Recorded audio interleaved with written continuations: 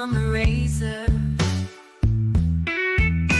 He moves through the world with purpose and grace, destroying beliefs at steadfast pace, asking what's science and what's math. His wisdom cuts through like tempered glass. They call him Huey, the quantum eraser.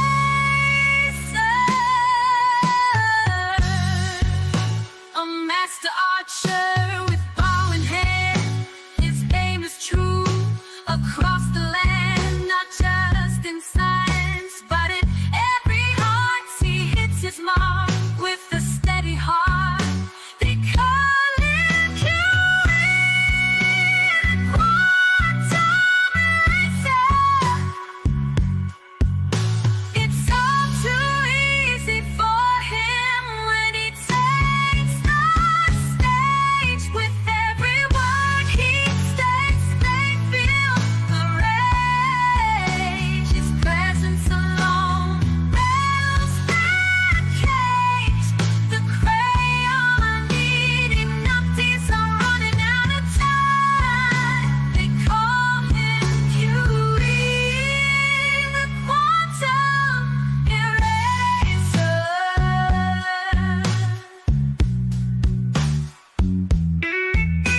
With every swing of the cowbell, the illusion fades, and with each strike, the glow burst, illusion degrades.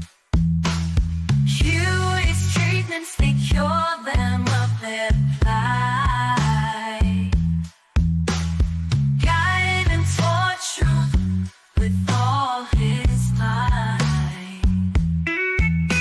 They call him Huey, quantum eraser.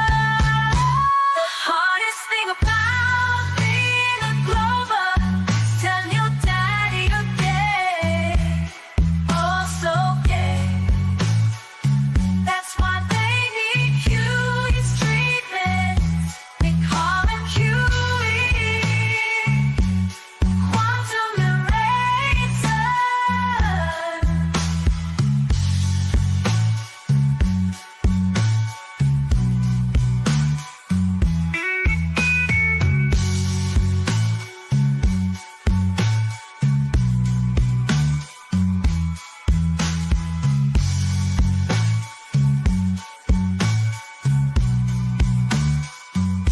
They call him Huey, the quantum eraser.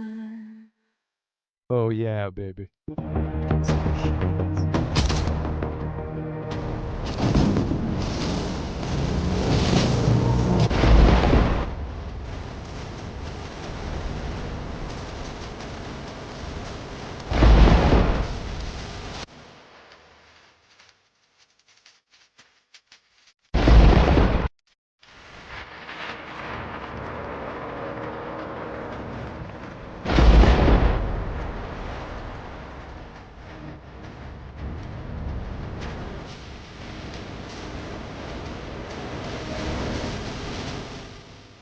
And we're off. As usual, if you'd like to support this channel, there are PayPal and Patreon links in the info box below. Let's throw it on over to Discord and catch Betty not being there because he wasn't there when I started the show. Betty, the Whereas beautiful claiming Betty severe Van as did. Velsen. But after the Black Swan, Here we go again. there was no globe measurement. Because the They horizon... can't hear me because my mic was off. Oh, sorry. So I said, as usual, if you'd like to support this channel, there are PayPal and Patreon links in the info box below. Let's throw it on over to Discord and see if the beautiful Betty Van Velsen is in there because he wasn't in there when I started the show. So the beautiful Betty Van Velsen, go. Yep, that's what I thought. Not here. Tell you what, she get it. Fill in, Flat. Fill in. Promotion for me tonight. Say again? Promotion for me tonight, then. That's right. Evening. Evening. I will do my best to co-host the shit out of you. Yeah. Start co-hosting then. Well, you put me in a good mood already. I was knackered.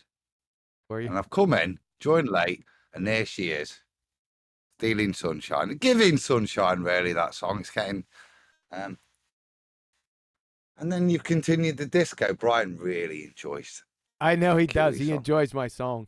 He yearns for it. He pines for that song. When I hear that guitar part at the start, I just go, "Oh, here we go." 6 minutes of this.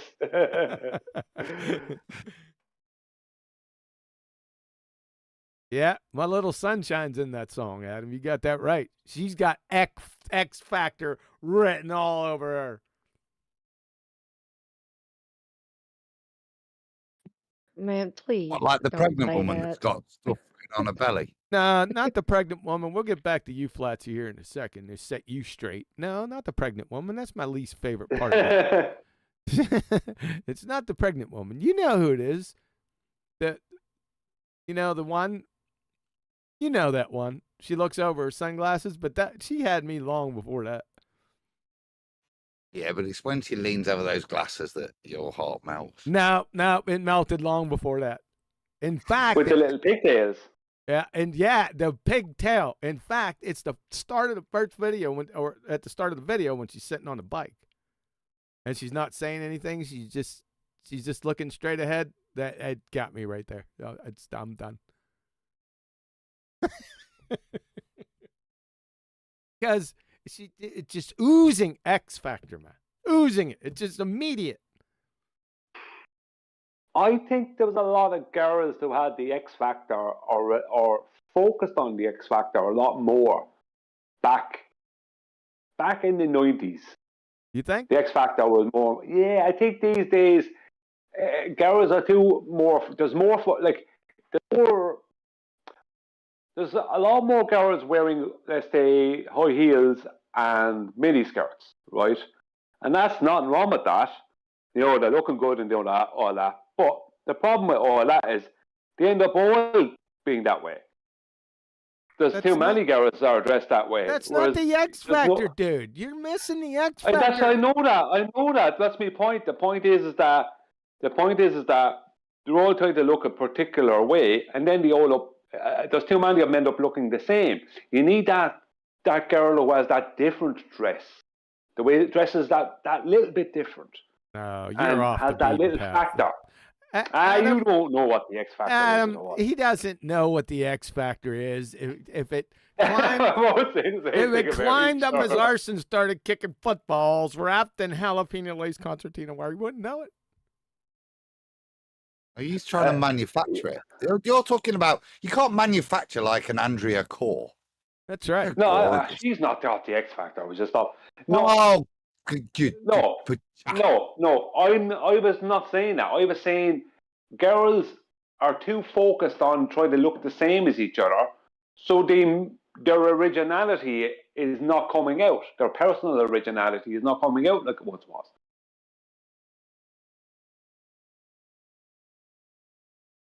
All right, Flatsy, go ahead. The floor is yours. Go on. I'm just more relieved that you're talking about the girl from Steal My Sunshine song. Yes, of course we are. Who do you think we're talking about? Nothing. Never mind. The one with the one with plenty of wood in front of the stove. Yeah, with Drace's face on the AI girl. Yeah. Yeah, no, we're not talking about that one though. Where's Betty? Can we? I mean, I noticed that as well, Flatsy. It's almost as noticeable, those, and shout out to you, because I didn't notice this, QE's horns. I know. Yeah. I'm sorry.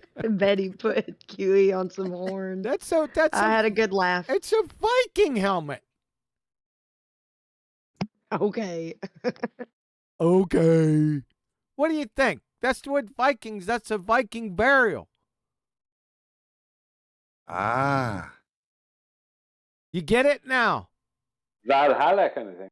Yeah, Valhalla. Yeah, that kind of thing. Yes. Yeah, that sort of motif with the boat and the fire and the arrow and the boat going off, and then you fire flaming arrows into it. There, Flatsy, you get it now. Nice visor. Of course, he's trying to get out of it. It's ironical. It's something. Are we to call you Thor Erickson now? Thor Erickson. Yes. Well, that's what wood in front of the stove would call me. That's for sure.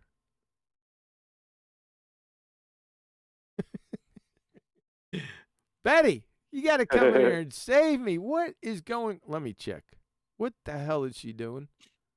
She's gone. Oh, she said she's running a little late. She must be having some tuna pizza. Oh, brother. Yep. She popped me a message, says she's running late. So, okay. That's fair. At least she popped me a message. She's golden now. She's forgiven. If there was nothing there, then, oh, she's in big trouble. Big trouble. Go ahead, Adam.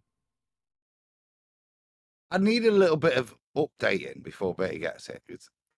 I heard my name a couple of times. I was dead busy this afternoon, but has Math Powerland made an entrance? I heard his name banded out, but I don't really, and Will Duffy, but that's kind of it that those two guys have talked. What can somebody update me? Or I know really I sound a bit like it's really stupid, Adam, but yes, Math popped back out here again, and the video was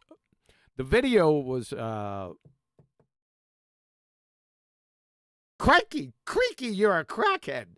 His video, he had Math Powerland on there, talking on the phone with Will Duffy, the dozy duffer. And it was painful listening to it. But then you had Creaky, you're a crackhead commenting on it, which was, it put the cherry on the top, if you know what I mean. It was really stupid. It was a big nothing burger out of morons, all of them. Shout out to Math. I just want to point out, no matter what any flat earther says, there will be no conversation had where a flat earther is involved that will be as crazy as how does it know how to be food? How does it know to be food? Yeah. Nothing is ever topping that, lads. So no matter what you do, ballers, you'll never top that on our side. They've gotten close. But speaking, Adam, it was really stupid. If you go, I think somebody posted the video in Skype. If you go listen to it, it's not going to take you more than... I've seen it. I've just not had a chance to watch it yet, because like I said, I've just got in and then QE live. So just... You want me to go grab it? No, I'll watch it later. I just want to know, does he... Because Math Powerland was, to us old schoolers, he's one of the guys that you first see a YouTube video about. Actually, somebody's talking about this and addressing issues. So does he point out this isn't affirming the consequent? No, but Adam, no. He says that his fingers got cut off by the government. Someone to do with the book. The government sent people and they cut his fingers off. And he put them back on with clay. Oh, he's gone proper bonkers. He's gone. Yeah. You're saying that he was on a journey to that? Really? Yeah. Well, look, we're all on a journey to that. That's, That's personal. Yeah, that's part of the fun of life. No, he was always a bit kooky, but he was making pertinent points in a kooky way, which is, I like that, QE. Yeah, I know you do. The remarkable thing about gas.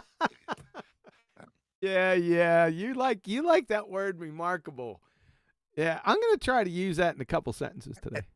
It's not the word remarkable. It's the fact that it's being used by right. So just so the audience knows, we were doing some of the book last night, and there's a quotation in terms about gas behavior. And this professor's being sarcastic, and he's saying the remarkable thing about gas behavior is with regards to it has no inherent shape. Yep. Yeah. Which, and like, the point I like is that there that there's a very intelligent man that's taking the piss out of you. Yeah. Because if you think it's remarkable, you know nothing about gas behavior.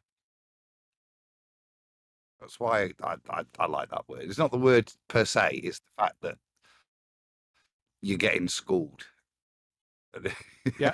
Yeah. It's not till you reread the sentence that you realize you're really smitten with that thing. Are you still talking about it? Yeah. Because it reminded me of being young at uni.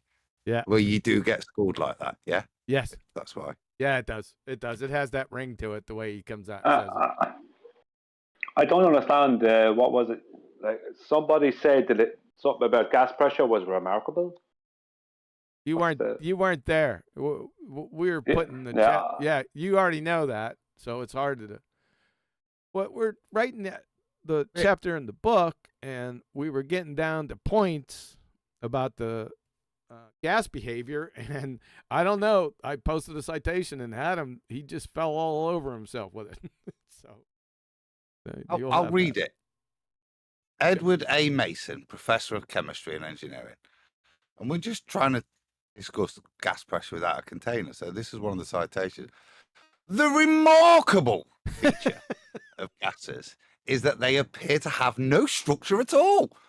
They have neither a definitive size nor shape. Like I said, that might sound profound, but he's just taking the biscuit out of you. He is, yeah. Remarkable about that, and if you understand gas behavior, that's why I put it like that. It just reminds me of back in the day. If you think it's remarkable, then he thinks you're an idiot. Is that what you're saying? Yes, sort of that motif. Yes, exactly. Yeah, it's brilliant. it is, and Adam, he just can't get beyond it. Back to Math Powerland. I first ran into him. It was really quick. It was either first or second day out in May in 2016.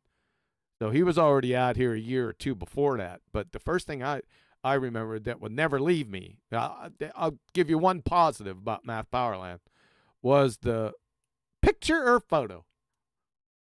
Right? You remember that one? Yes. That was outstanding because I made all the wrong choices. Other than that, I've seen little bits and pieces of absolute craziness. That's all. And then I dropped them. Fair assessment? Yeah.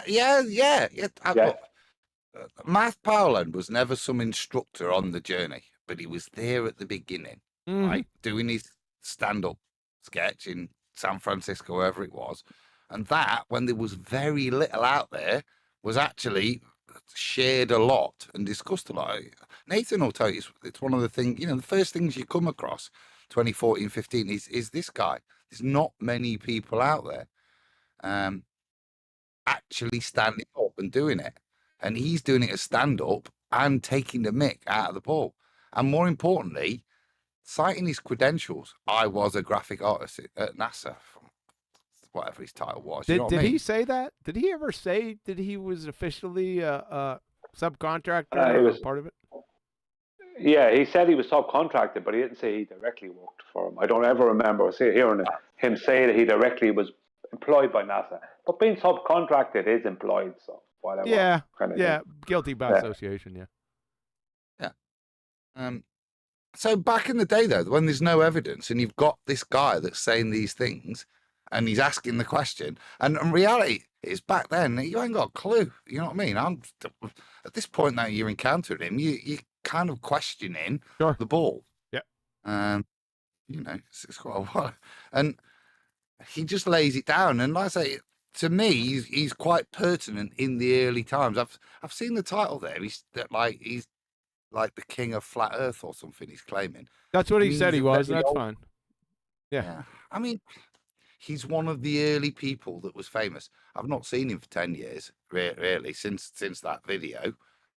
Other than, as you said, some just crazy, like an artist doing artist stuff. Yeah.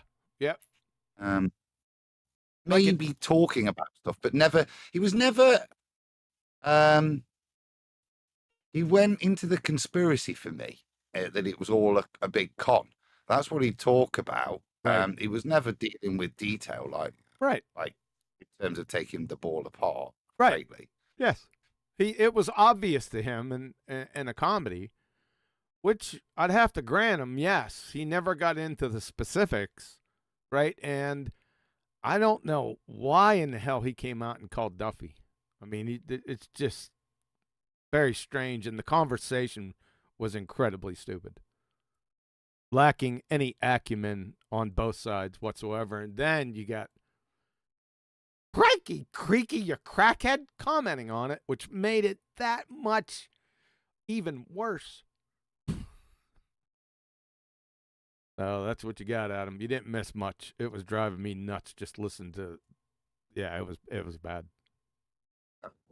Adam, interesting just to hear his name, that he's actually stepped out of the shadows again. That's what I find interesting. He might come out. He might hear this, come out and dog me out for being. You're negative. welcome over here. Yeah, anytime.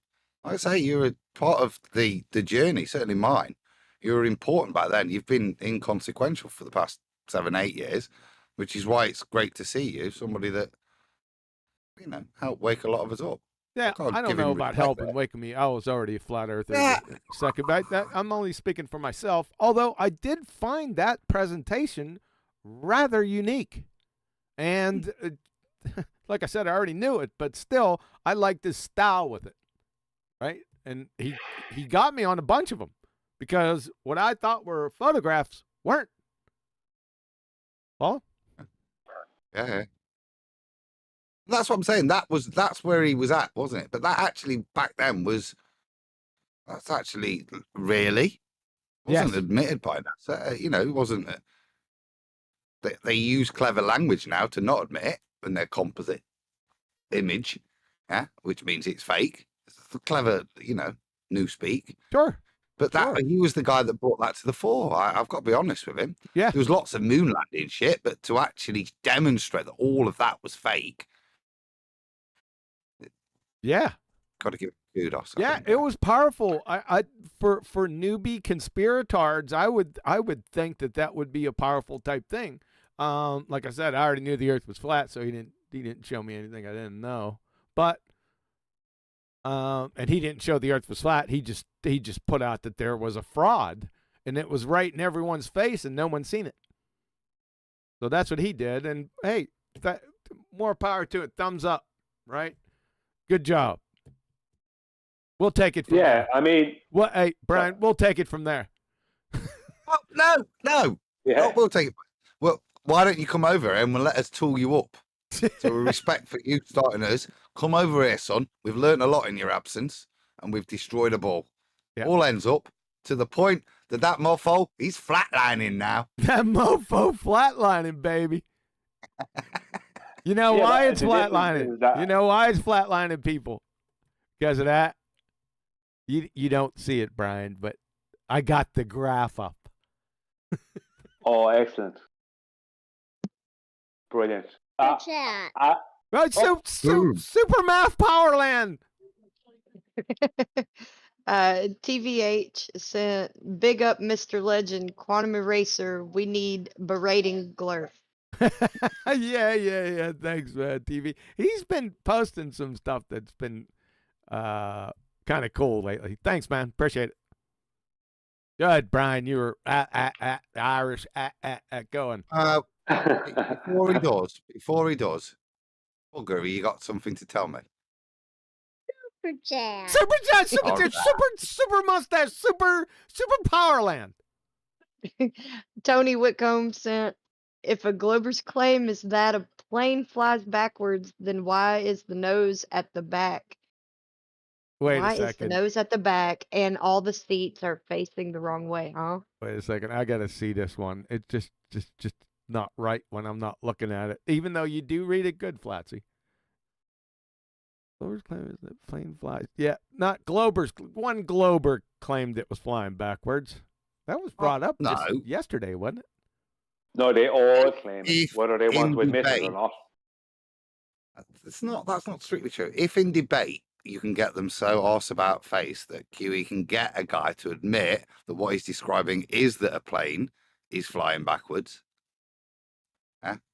that's when you've got them all ends up, and that's the point, then, isn't it? Well, But no, the thing is, Tony, they'd only need that based on a particular direction. You'd need the seats facing the other way, wouldn't you? Depending on on two your different east, sides. west, west, I east. get. It's clicked finally. I had to read that a couple of times, but he's saying like, why is the nose in the back if the plane is flying backwards? Why is the nose in the back, which it's in the front, and all the seats are facing the wrong way? Oh yeah, we get it. See, Tony, you got to keep a close eye on him, right? There's a deeper. You got to scratch beneath the surface, right? You can't just look at these, superficially. There's a deeper meaning in there. Thanks, Tony. Go ahead, Brian. You were going to slam on Adam. Yeah, Adam, I do have an update on the ballers' response to the pitch data. Do you want to hear it? What do I? Of course I do. I'll be. Have a guess. Well, before you read, the first thing I did Sunday was check the chat comments, and there weren't many, about 15, 20. All very positive. My favourite one was epic intro, but that's aside. Yeah. Yeah, but all very positive. So yeah, and this is what I've been looking forward to, bro. Yeah. So come on, tell me what they've rebutted. Yeah, because what I did is I mirrored the video on my channel today because it wasn't getting traction. Flat Earthers weren't promoting it. Well, that's another issue. But I mirrored it and I made a community post as well. So I'm getting more of the negative, right? I attract the negative comments. But yeah, that's what happens. But you're a Venus ball trap. Yeah. The number one, there's a couple of them, but the majority vote, let's just say, are going with horizontal changes its orientation in relation to itself. It was bound to be incredibly stupid. Yeah. And that's several different people telling me that in several different ways. Same thing.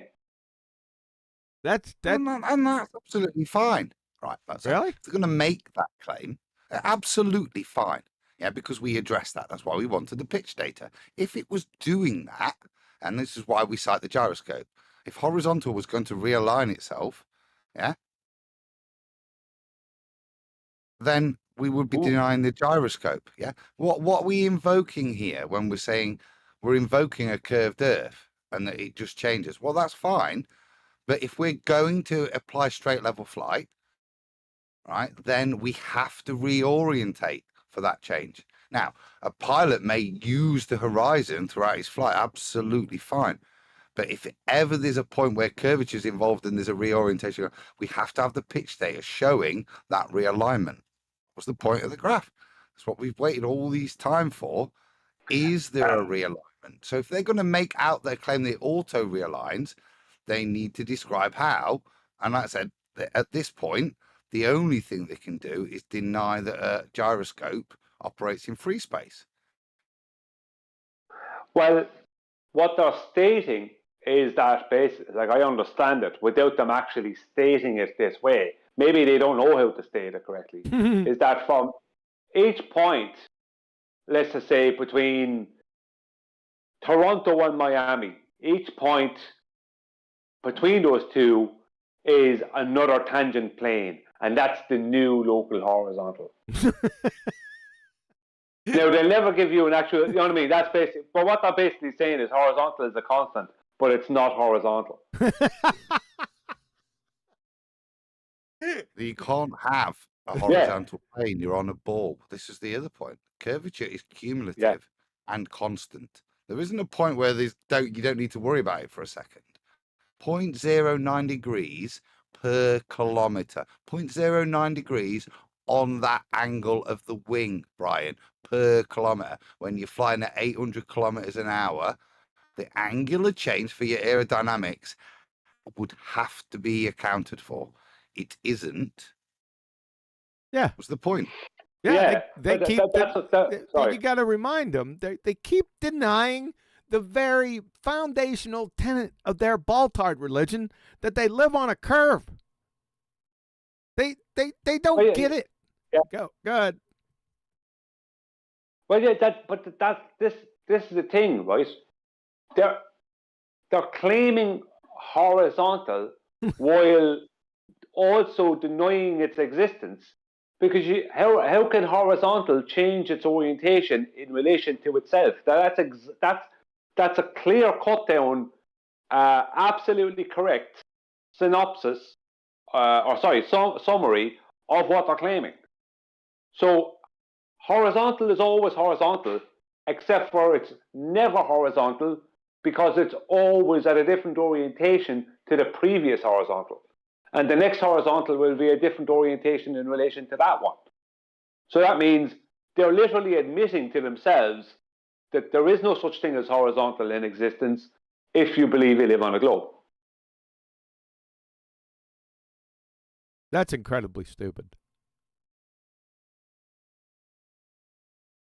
That's very, very stupid. That is a non-responsive answer.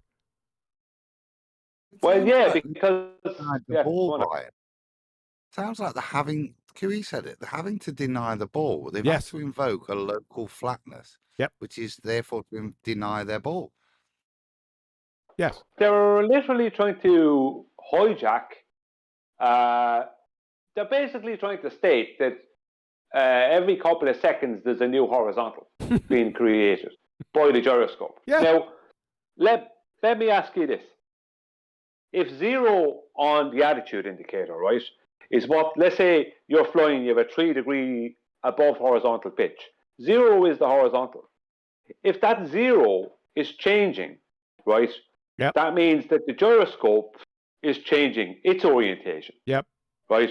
Now, if you flew for 20 minutes and you had an above 3 degrees above horizontal pitch, that's 3 degrees above 0, and within that 25 minutes, within that time, that 0, that gyroscope changed by, let's just say 2.5 degrees, right? Your 3 degrees above that is a pitch of the actual aircraft. So they think that if the mechanical gyro changes its orientation, then that automatically the aircraft somehow is connected to this mechanical gyro via a nervous system, and it also changes, right? No, what you would have then, What? Oh, what? Superchat. Whoa. Where's Booger? He said it. Did he? I didn't hear him. Uh-oh. Uh-oh. He did say it. QE asked Scott Mackey a question. Can you see planes, people, and cars over and under the curve upside down? He said yes. That is the dumbest answer I've ever heard. Thanks, T. You asked Scott Mackey. Who's Scott Mackey? We'll get to that in a second. A question: can you see planes, people, and cars going over and under the curve upside down?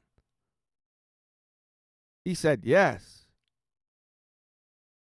He needs to be institutionalized. That's pretty stupid.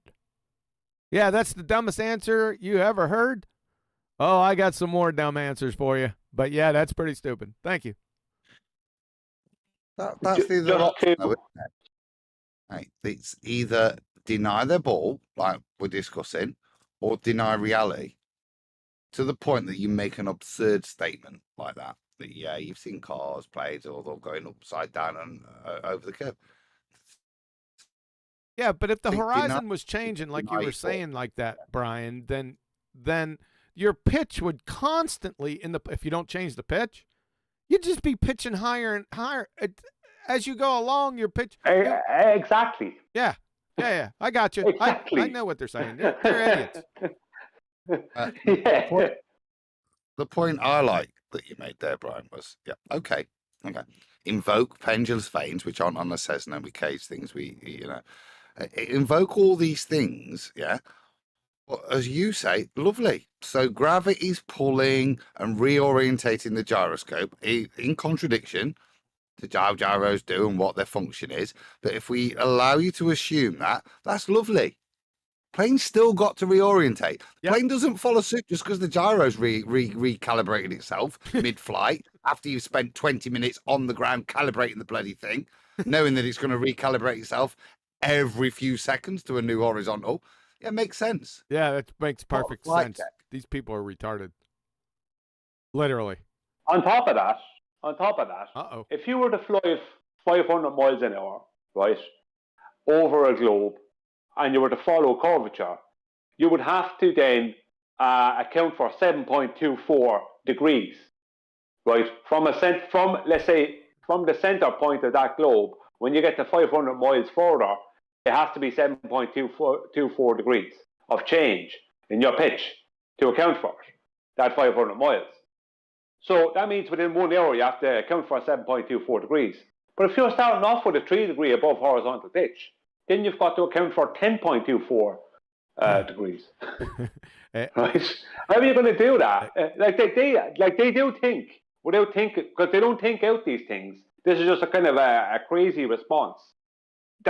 Because somehow in their mind the gyro decides to change, that means the whole plane just go, oh, hang on, the gyro changed, and the plane is a sentient being, right, who's conscious, and it changes with it without the pilot having to do anything. Shout out XP Black Ice. It's like driving over a mountain, QE, because when you drive down a hill, the nose of the car is pointing upward. You got that. You misheard that guy the other. I know where you're going with this. You misheard him on Nathan's show. That drunken communist. Yeah, that's not what he said. He didn't say he was driving over a mountain. He said he was driving around the mountain. Go back and listen to it. But I see where you're going, like where your mind's at. Essentially, what they're actually doing is denying the existence of flight. Yes. Because the whole purpose of me detailing the lift effect was that once you pitch down from that initial horizontal that you're at, right? So let's say on a globe, you take off, you get the cruising altitude, and let's just say you're for a moment, you're at what we would call horizontal. As soon as you pitch below that, you start losing lift. You can't just create a new horizontal that will allow you to pitch below the first one, and then another horizontal that will allow you to pitch below that, because you have some crazy belief. That's not how reality works. What's creating you can't this? Do that. What's creating this new horizon? In their mind, sorry. No, every few minutes, what's creating I know it's batshit insane, but give me a break. What? Yeah, they don't understand how pendulous vanes work. They think a damper, which is what pendulous vanes are, that because pendulous vanes, the whole point of them was for acrobatics. When you're doing a big bank or turn or roll, right. So that there was no, especially if you're like obviously in a fighter jet, obviously it'd be very important, right? But on a big plane, not so much, because you're not doing as much of those things. If you're doing a bank, it's going to be a big gradual thing. You know, like a big boat and a speedboat. They're not going to behave the same on the water. But if you're flying straight level flight, the pendulous vane doesn't have to do anything. There's no reason. It's not the gyro is not going to be getting knocked out of position or losing its. It's not going to be precession in the same way. So the whole point of the damper of the pendulous vane is as a damper. That's the whole purpose of it. But because it uses a weight, that equals gravity, a force of gravity, in these people's minds. And that means, that would mean that it's going to the center of a globe. So as you fly, that is going to be pulled to a different down. The very thing that Adam debunks with his data, that there is no different down. All downs are parallel to each other. Because down is parallel. Down is with reference to a horizontal plane to begin with. But they keep on thinking of down as being to the center of a globe. So the orientation of down changes. And because that changes, that means that gravity is making the pendulous vane change. And that makes the gyros change, and the gyro makes the whole airplane change. The pilot has nothing to do with any of this. You need The to gravity's be going in. institutionalized for repeating that. You know, if I did, if I was saying that and someone didn't realise that I was just relaying it, then they might actually start thinking that I have problems. Yeah. Serious problems. Yeah, that isn't even worth. That's the best you got, ballers. Poor dumb bastards. Can't you come up with something better than that? It's embarrassing. I'm embarrassed for you. You're finished.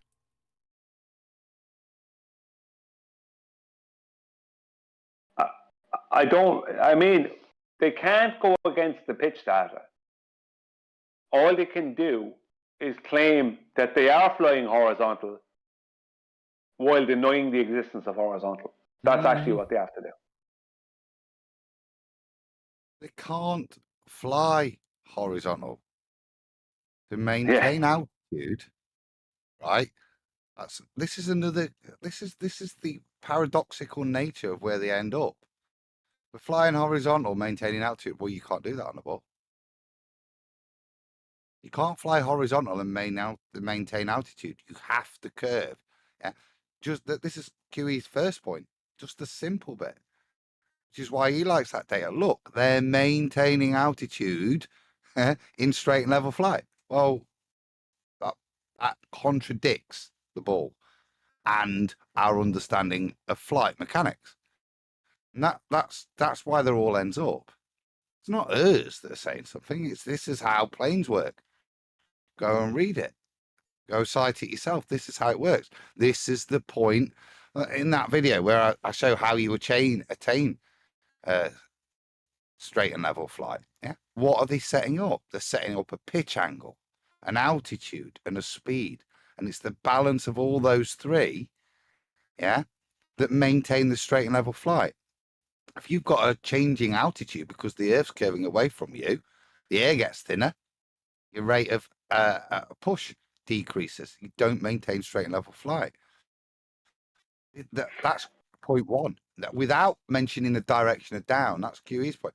The straight and level flight data, where it maintains altitude, just supports QE's point. You can't have it both ways, guys. Nope. Buck Sodbuster, the lad Steve, who got the pitch data for us, he's a baller, and he's been having a to and fro with me in the past couple of days. Not hectic, just a message here or there. But one of the questions he was asking, he's saying, if the plane is flying and there's a change in air pressure from 4.4 to 4.3 psi or something like that, right? Then how is that going to affect the pitch? And I said, it's not. Yeah, but that's called turbulence. It's minor, and you have to adjust. Yeah. So if there's a change in air pressure, what's going to happen? Your uplift is going to decrease, isn't it? You're thrust up, so you'll feel a little bit of movement in the plane, won't you? It'll drop a bit. We've all felt that, haven't we? Yep. So that's the thing. But the pitch is going to stay the same. The direction of travel is going to angle down instead of straight and level. It's still going to be straight and level, but it's going to be a straight. It's going to have a hypotenuse, isn't it, as you descend down, because your upward thrust has diminished a little bit. So you're not going to hold that altitude. If you look at the pitch data, that's happening all the time. Yep. When we say straight and level, there's obviously the turbulence and the planes, but the average of its line is that. But and that's a moot point to what we're saying. At no point, though, does it reorientate itself to get back to correct aerodynamics, because the aerodynamics aren't changing. But if they were, it would have to reorientate, wouldn't it, to be able to maintain a certain altitude? Again, it gets paradoxical because it's nonsense. Yeah. You can't do one without the other. The beginning point, straight and level flight, is a balance, of altitude, airspeed, and pitch angle. And it's those three that remain constant that means you can keep traveling and you don't have to duo. Well, what became clear to me is that the lad Steve, who got us to pitch that, the baller, he actually pre-assumed that when the air pressure changed, then the plane would naturally pitch downwards to follow the air pressure that it was at, let's just say. So the point I'm making is, I think he thinks, from what I could gather, that the air pressure controls the pitch. And if you're flying around the globe, that air pressure is going to be around the globe, if you understand what I mean. You've got two responses in flight, haven't you? If this is the point and the air pressure drops and you feel the airplane move down, you've got two things you can do. You can either put a bit more power on, okay, or you can slightly increase your pitch angle, which will then give you that upward thrust to keep you back in the level, the correct flight level path. Yeah, that's your point. Your speed is going to work. That's why we got different flight times for the same flight. Yeah, because things happen. So what generally they're going to do is just pitch a little bit higher, bring yourself back up and then level out again, maintain that straight level flight in the correct thing. If it's just a little dip of like 20 foot or something, they might not even do anything, surely. It's about managing the flight to maintain your straight level flight. But if at that point that there's a reduction in your upward thrust because there's a change in air pressure, then that's all that's doing. So what it's not going to do is reorientate you. All it will do is change the balance of your upward thrust, which in that net effect means you'll just drop lower a little bit in the air. I don't see what I mean. They're having to deny the principles of flight to try and make a point that if you don't know the principles of flight, you might think they've got a point, but they haven't got a point. They're just demonstrating that they are done all ends up. Why called it flawless victory? You have to deny something that everybody knows to be true. See, I think where he was going with it, in his own belief, was that if the plane is flying straight and suddenly the air pressure decreases, that means that it has, let's just say, if it decreases, which it would do if you're flying around the globe, you wouldn't be able to fly straight because you would be heading into lower pressures, because technically the further straight you fly, the further upwards you'd be flying, if you understand what I mean, as far as altitude goes from a center of a globe. So consequently, I think he has it in his head, or at least has it in his head, maybe still, that when there's a change in air pressure in the negative, when it becomes less, that the plane naturally pitches to follow the air pressure it was at. Whatever rubbish he's been told by ballers, must be other people out there who are either lying or making this, or actually believe this, is that the plane naturally, see, they keep on saying, no, the plane just follows an altitude.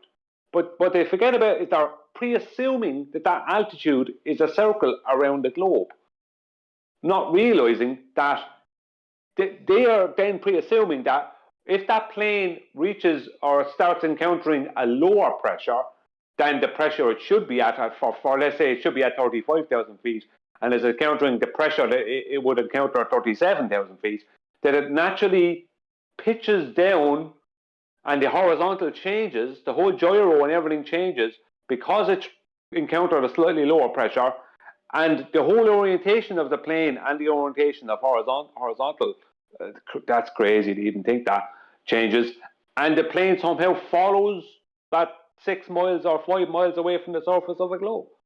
It's like, that's literally what they're thinking. It's like, that's not what happens. Do you know what I mean? They're denying, as you said, Adam, all the actual the brass tacks of flight. You can't, it's impossible for the plane to do that. I don't know how they are getting to that point in their heads, but that's where they're getting to, where they think the plane just follows an altitude, and that altitude goes around in a circle, so the plane flies around in a circle. It's like, no, it can't do that, because lift makes that impossible. And reality makes it impossible for horizontal to reorientate itself in relation to itself. It's not. I can't put words to it. I honestly can't.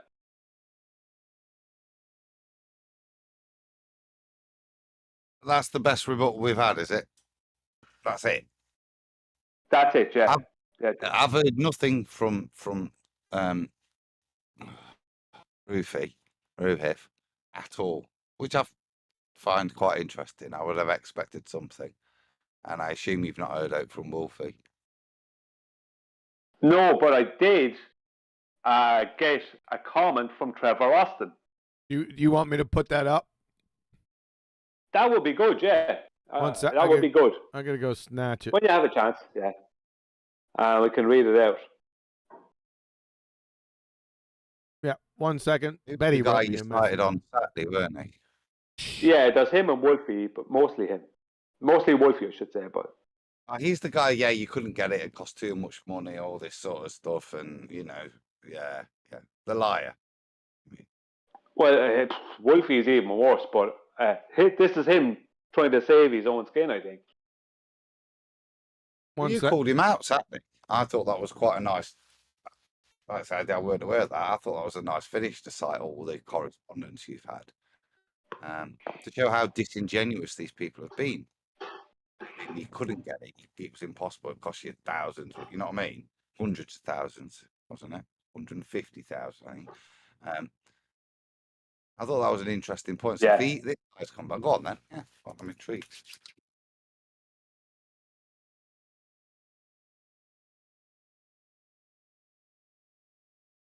One second, Brian. I need to find it. You guys are looking at it. Okay, I found it. I'll go ahead and put it live out to YouTube. 1 second. Do you want me to read it out? There you go. It's up on YouTube. Who is this? Oh, this is that pilot that you've been speaking to for some time. Yeah, this is the other pilot. This is the outside of Wolfie. I've had the most interaction with Trevor Austin as a pilot, but there was other commercial pilots, but they didn't have, they weren't able to handle it. But Wolfie disappeared more or less, and Trevor Austin is the only one that's kind of stayed there. But this is his response, right? This is the end, Trevor Austin. This is the end of the globe Earth. How can we possibly come back from this? Question mark. Obviously, if an aircraft's pitch, altitude, thrust, and airspeed remain constant in the cruise, the Earth must be flat. That is just so long as the pitch is not measured perpendicularly from the local vertical directly above the point of the Earth over which the aircraft is flying, and that the cruising level is not measured from a pressure datum of 29.92 INS that roughly follows the curve. Roughly follows. They don't even have the confidence that roughly follows the curve of the Earth. Right? You need to be Trevor. You need to be institutionalized. Pressures don't follow curves. You moron.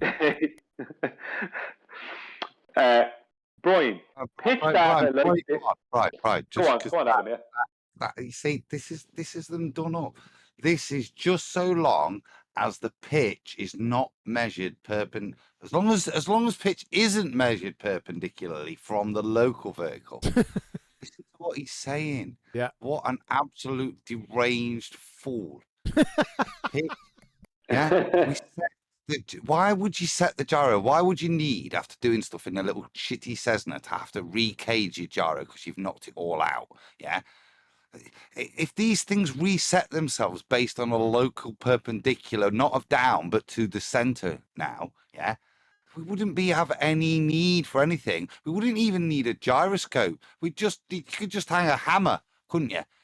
In your on. Well, and you, a hammer. Yeah, because that's basically what they're saying. You don't need a gyro. You just need a hammer. That will follow the curve. Adam, that was a good one. On a piece of twine. Instead of having lucky dice, just hang a hammer there, and there you've got your artificial gyro. Yeah, it is. It's your horizon, you absolute numpties. This is what they're claiming. Why? Just so that you can presuppose the surface is curving. Now, it still doesn't deal with the plane ever reorientating itself, even though you're now denying the function of gyros, which is what he's saying. Yeah. So if we ignore how gyros work and pretend that they recalibrate themselves every microsecond when you're traveling at 800 kilometers per hour to a local center as opposed to down, as you bothered to set it for half an hour before you took off, yeah, then we can say, Brian, I don't think you've really got a point. Let's look at the pitch data. Idiot. Yeah, what a plum. Well, when I read out the next part, Brian, pitch data like this has been published for years by virtually all accident investigation sites where pitch, stalling, turbulence, etc. is a factor, right? Remember, you refused this data because you wanted official data. I never refused that data from anyone.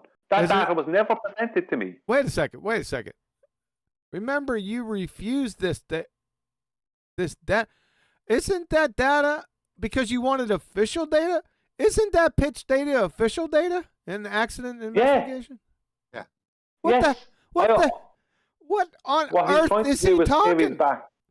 Shut up! What the hell is he talking about? What? Rewriting history. Huh? What? Go on. It's rewriting history. Look at that. That's what I said. I didn't know this was coming. So that's brilliant. So you just pointed out, and he made the claims of why you couldn't get the data, yeah, etc., etc. Now saying, oh, you could have done, but you didn't want that. What? That date that you never offered. Yeah, this is just a lot. So why is he saying that? That's what you got to ask, isn't it? Why is he now saying, oh, it's been there all the time? So you because he wouldn't get it. But now he's just going to pretend that you didn't want it. What is he? Yeah. I don't know. But we carry on. Some of this. Yeah, but that's the thing. You see, that's why he's saying this. Like because you said you wanted official data. That is official data. It couldn't be more official. It's the NTSB. It's not even just from an airline. It's better than an airline. But he's saying you refused. I was never ever presented that or offered that by him. He never once, not one time, did he ever offer me any pitch data. Both him and Wolfie, and I read out his comment the last time. Yeah, It would cost thousands. Yeah. Do you know what I mean? What about his comment? What about his comment the last time? Remember, didn't he say that it would cost thousands of dollars or something? Yes. Now that comment and this comment doesn't make any sense. Hey, Trevor, you need to friggin' volunteer yourself to be institutionalized. You're a moron. You're contradicting yourself. Good Lord, man. He demonstrates he doesn't know what he's on about as well, Brian. Can you read? This is brilliant. Yeah. I'll read on. Right. Remember, you refused this data because you wanted official data, right? Oh, no, I didn't. Also, notice, it is exactly as I told you it would be, a flat line. He never told me. He did agree, more or less to that, but he never said it was going to be a flat line. What you are missing is high-resolution G data. G data? The G-spot data? Yeah. G, yeah, as in gravity data, right? Gravity data. Yeah, little g. That is what you need to prove a flat Earth. And that is what you don't have because it doesn't exist at the resolution required. What? Right. At the resolution required. Why? Question mark. There only needs to be. They only need to record G to 1 decimal place, which means measuring to 2 places. A mathematician such as yourself would be able to calculate the resolution required. That is nonsensical gibberish. Yeah.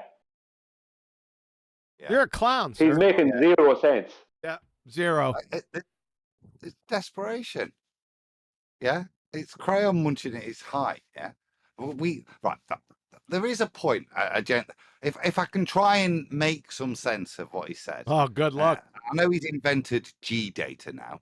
I mean, we've never asked for G data. I'm not sure what pilots do with G data, Trevor, but there you go. Anyway, whatever resolution that would come in, and you are correct to calculate to expressing to 1 decimal point. It's nice if you had 2, so you'd know whether to round up or down. Hey, well done, crayon muncher. That's called like 5th grade maths.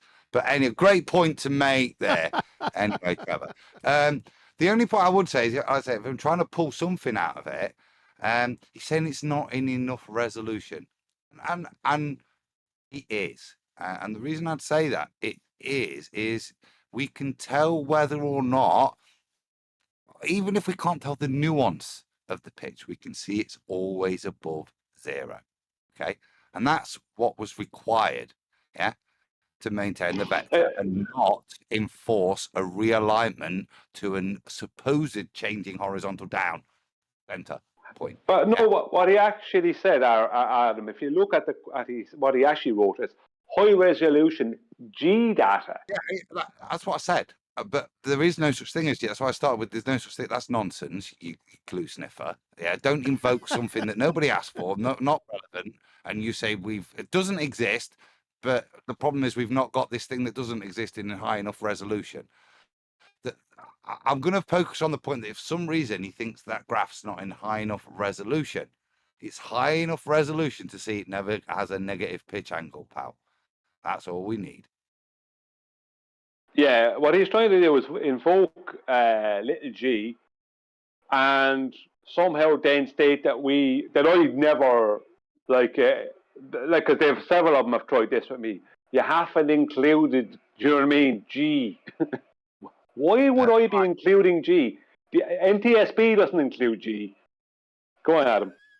Flight 64732 to San Francisco. Please confirm your little G score right now. Your little G score. Negative. That is too high a little G score. Please descend by 15,000 feet. 5747. Yeah, what are you on about? That is delusional. We've now invoked. Yeah, is there a little G meter? I've never seen that on even on a big plane with all those knobs and dials. Is the G meter, local G meter? Careful, guys, we're coming into a heavy G zone right now. There's a G storm, little G storm. Yeah. You glue sniffer, Trevor.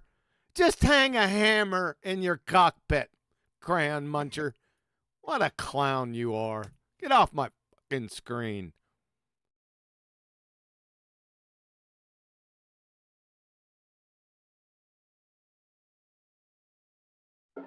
But Adam is right. That is purely trying to rewrite history and trying to. You wouldn't have. You said you wanted official data.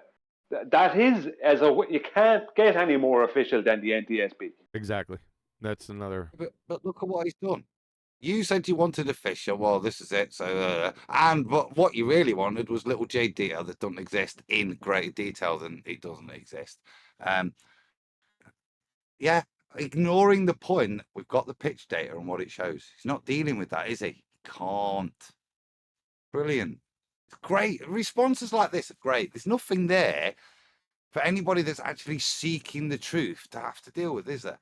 We've just shown what he's got. Nothing. Well, that's fine, because I'm only after the truth. When I set out on that first flight, I didn't know. 2015, 17, yeah, I set out to gather the data as honest as I could.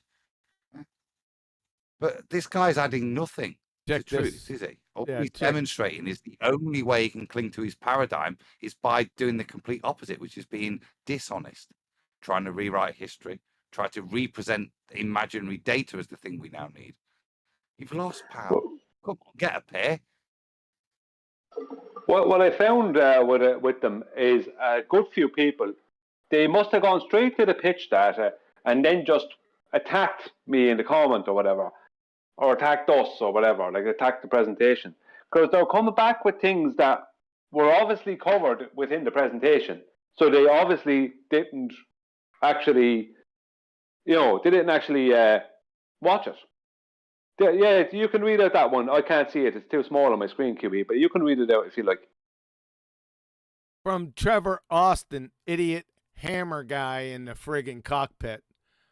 All I have ever done is mock your stubborn refusal to entertain the thought that you could ever be wrong. In return, you have regularly called me a liar, a bozo, ignorant, and stupid. Yeah, you are. We had incidents of these in your last post. Every single one of them. Is that reasonable? Yeah, it is. See, about 30 seconds ago. Regarding flight data, I have always... lie, though. What? That's right. So as I just said in my little ramble there about searching for truth, I would hold Brian in there. I heard Brian say something. Somebody tells me I'm wrong, I've spelled a word wrong. I'll accept it. All I've ever done is mocked your stubborn refusal to entertain the thought you could ever be wrong. That's all we as flat earthers do. That's where we got here, because we realized we were so wrong. So we had to prove things. Yeah, this starts with a complete ad hom lie, which is a complete opposition to actually, to me, most of you genuine flat earthers, that's the complete opposite. You show me and I'm happy. That's what I want. Don't care about holding a position. I care about the truth. Wait a second. He said, I have always refused point blank to give you any data.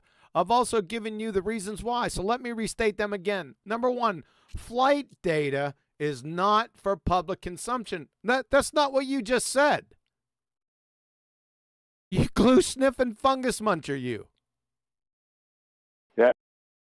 You just contradicted yourself. It's also incorrect. So when the NTSB publish a public safety report, it's there for the public to consume. So it is available. Now, it's not ordinarily, but it is published for public consumption by a government department, this data. Yes. That's the first point of your deceit, that you pretended to do. In no form was it there. Well, somebody else proved it, and now you're trying to repaint history, aren't you, son? Liar. Well, he just said it right here. We just went over it, right? Pitts data like this has been published for years by virtually all accident investigation sites where pitch, stalling, turbulence is a factor.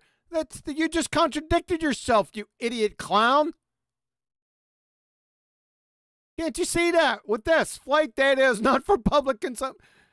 Listen, folks, we're dealing with abject, double-speaking morons. We'll say anything to save their dumbass globetard. That's what we got here. You're about to piss me off, Trevor. You know that. Using your credentials to grease the skids for something that is a friggin' fairy tale, that's right in my lane. You're right on my radar. I'll slap you, you half a friggin' sissy. Clown, dumbass pilot. Next time I get on a plane, I'm gonna ask them their names, and if you pop up, I'm deplaning. Clown. Glad you survived. How did you survive without a helmet all this time? You idiot. Clown of a dumbass. But oh God, I can't get my right stuff up. Oh, you put up Wolfie by accident. It's all right. We're good. I'm tired of going over them. They're already exposed. You know, it was Wolfie I really wanted to put the spotlight on. Now, Trevor Austin has brought the spotlight onto himself. But it was Wolfie, it was the one. And as soon as I get that actual quote off of my computer, or I can find it in the comments of what he said concerning the pitch data costing so much, blah, blah, blah, I'm straight away making it public. Because I kept it for that exact type, because I kept it because of what he was saying. You know, it's like, he's the one that really deserves it, more than Trevor Austin. Even though Trevor Austin is trying to rewrite history, and he's obviously straight out lying. The point is that Wolfie has been literally going around abusing people for 8 years, right? Treating people like they're stupid, right? Not coming up with the pitch data, trying to say then it's going to cost thousands, blah, blah, blah. like 100,000 plus, like, and it can't be got yet. Suddenly, there you go, off of the NTSB website. That's why I never even thought of looking at the NTSB, because I thought it was not allowed. I thought it would cost you thousands to get the data. Nah, anyone can get it. It's right there. Funnily enough, though, Flat Out Travolta said in a comment on, I don't know, I think it was the video I mirrored or your video, QE, that when he went to the NTSB website, he got a warning. No, he wasn't able to download it. Yeah, I He seen got a that. warning. I seen that comment. I don't know what So that's about. I seen the comment, so I pulled it up this morning. It pulled right up. There was no warning. What is that about then? Why would someone say that? I don't know. Like I said, I seen the comment. I said, okay, let me go ahead and pull it up. Pulled right up. No warning. Yeah, I'd like to add, I went and found exactly the pitch data and everything and the full report off of that website and downloaded it onto my PC. So Yep. I didn't have any trouble. Was the purpose of us finding it and me posting it on the show, so people couldn't cry, claim anything was fake. Yeah. To know you easily found it. Ballers are going to struggle, aren't they? Because Yeah. Here was the struggle. I struggled again and got it right up. Oh.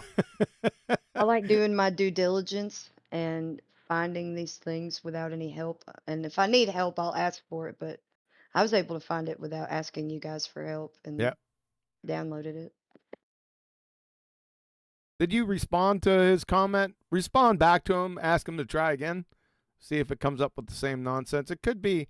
I don't know what it could be. I'm not saying it didn't happen to him. I'm just saying I obviously Flatsy had no problem, and I had no problem just earlier this morning. Level of cynicism is healthy, Flatsy. Brian did the same thing before we went forward. It was like, got it. We've been sent it PDF. We're looking in. We've inspected the PDF, but can we find it ourselves? So before we were prepared to go to air, that's exactly ourselves. We had to, and it was QE that got there first. It was a Google off. It was a Google off. Yeah, try to get the right, keyword search in there, and luckily I got it. But I knew right away. I knew right away that even though it came from a baller, I knew it as soon as I seen the data, because I'm used to looking at government documents. I knew it was authentic. That's why I pitched a bitch initially, saying, don't worry about it. But then I acquiesced and said, all right, let's do our due diligence. But I already knew it. Yeah. Well, I would not be surprised at all or if the ballers are currently in contact with the NTSB. It doesn't matter. We all downloaded it. Yeah. What I'm going to say, right? Can you add an extra line in on your graph? The little G meter. Yeah, where's the little G meter on here, man? I can't see it. Yeah. That proves it's curving. Just look, the little G's changing. So therefore, obviously, the plane's reorientating. Yeah. Well, that would be very good. That would actually be very good because I could then, or anyone, not just me, but just saying, I could then approach the NTSB and have them show where this is accounted for in flight safety and flying. Because the thing about it is, if push comes to shove, there's absolutely no way that they could show little g. It's impossible to show something that doesn't exist. Even if it has nothing to do with flight. Even if it did exist, it wouldn't have nothing to do with this topic. Yeah, but you even can't if change the pitch. No, even if it did exist, you wouldn't have it in sufficient detail. Oh, not in sufficient resolution. Resolution, apologies, yeah. Oh, guess what? What? Yoo-hoo, Betty. Yoo-hoo, Betty. Good. Yeah, I mean, Yeah, little late. All right. Oh, that's perfect timing. No, it's not. It is because I need a glass of wine and I've been co-hosting the shit out of this, and now it's back to you. You're in charge. Yeah, that's a Well, new you thing. can keep it flat Earth related, and I can't. So it's usually about food with me. So did you get a chance to peruse the data we had from BALLBUSTERS on Saturday, or no? You've been too busy.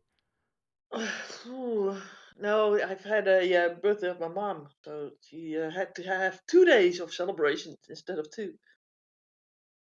You had to Apparently, have when you two get two older, days of celebration instead of 2. yeah, instead of 1. Yeah, gotcha. So when you get older, apparently you have to spread the days. I haven't had a birthday party since I was like 9. Wow, why? Nah, wait a second. In- Now, I Oh, gotta baby. take that back. My 40th birthday, my wife had a little party for me, so let me take that back. 40th birthday. And what did you do?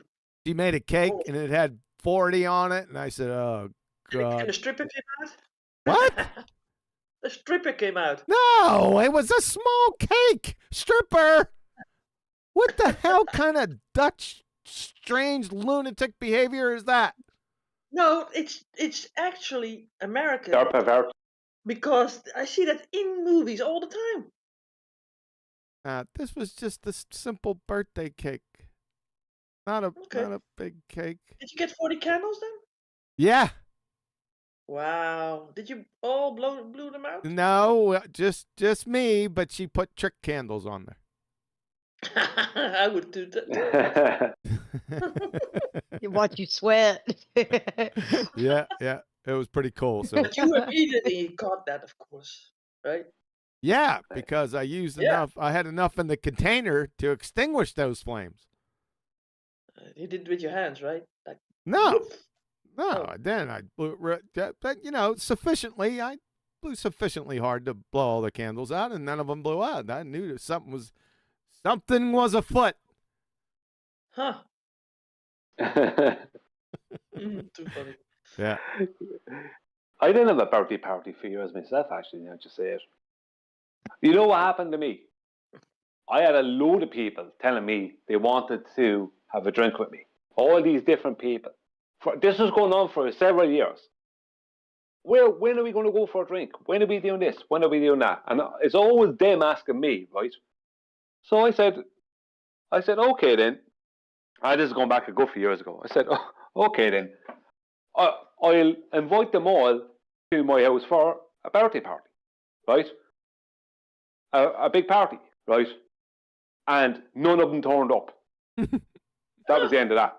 Oh, Individually, that's so none of them. Only a couple of my uncles and me. Not no one. There was a couple of people there, but there Yeah, should have been like 30 people. No, Do you know what I Brian, mean? you can't do that. You can't say nobody turned up and then say that some people did, because those people apparently didn't mean anything to you.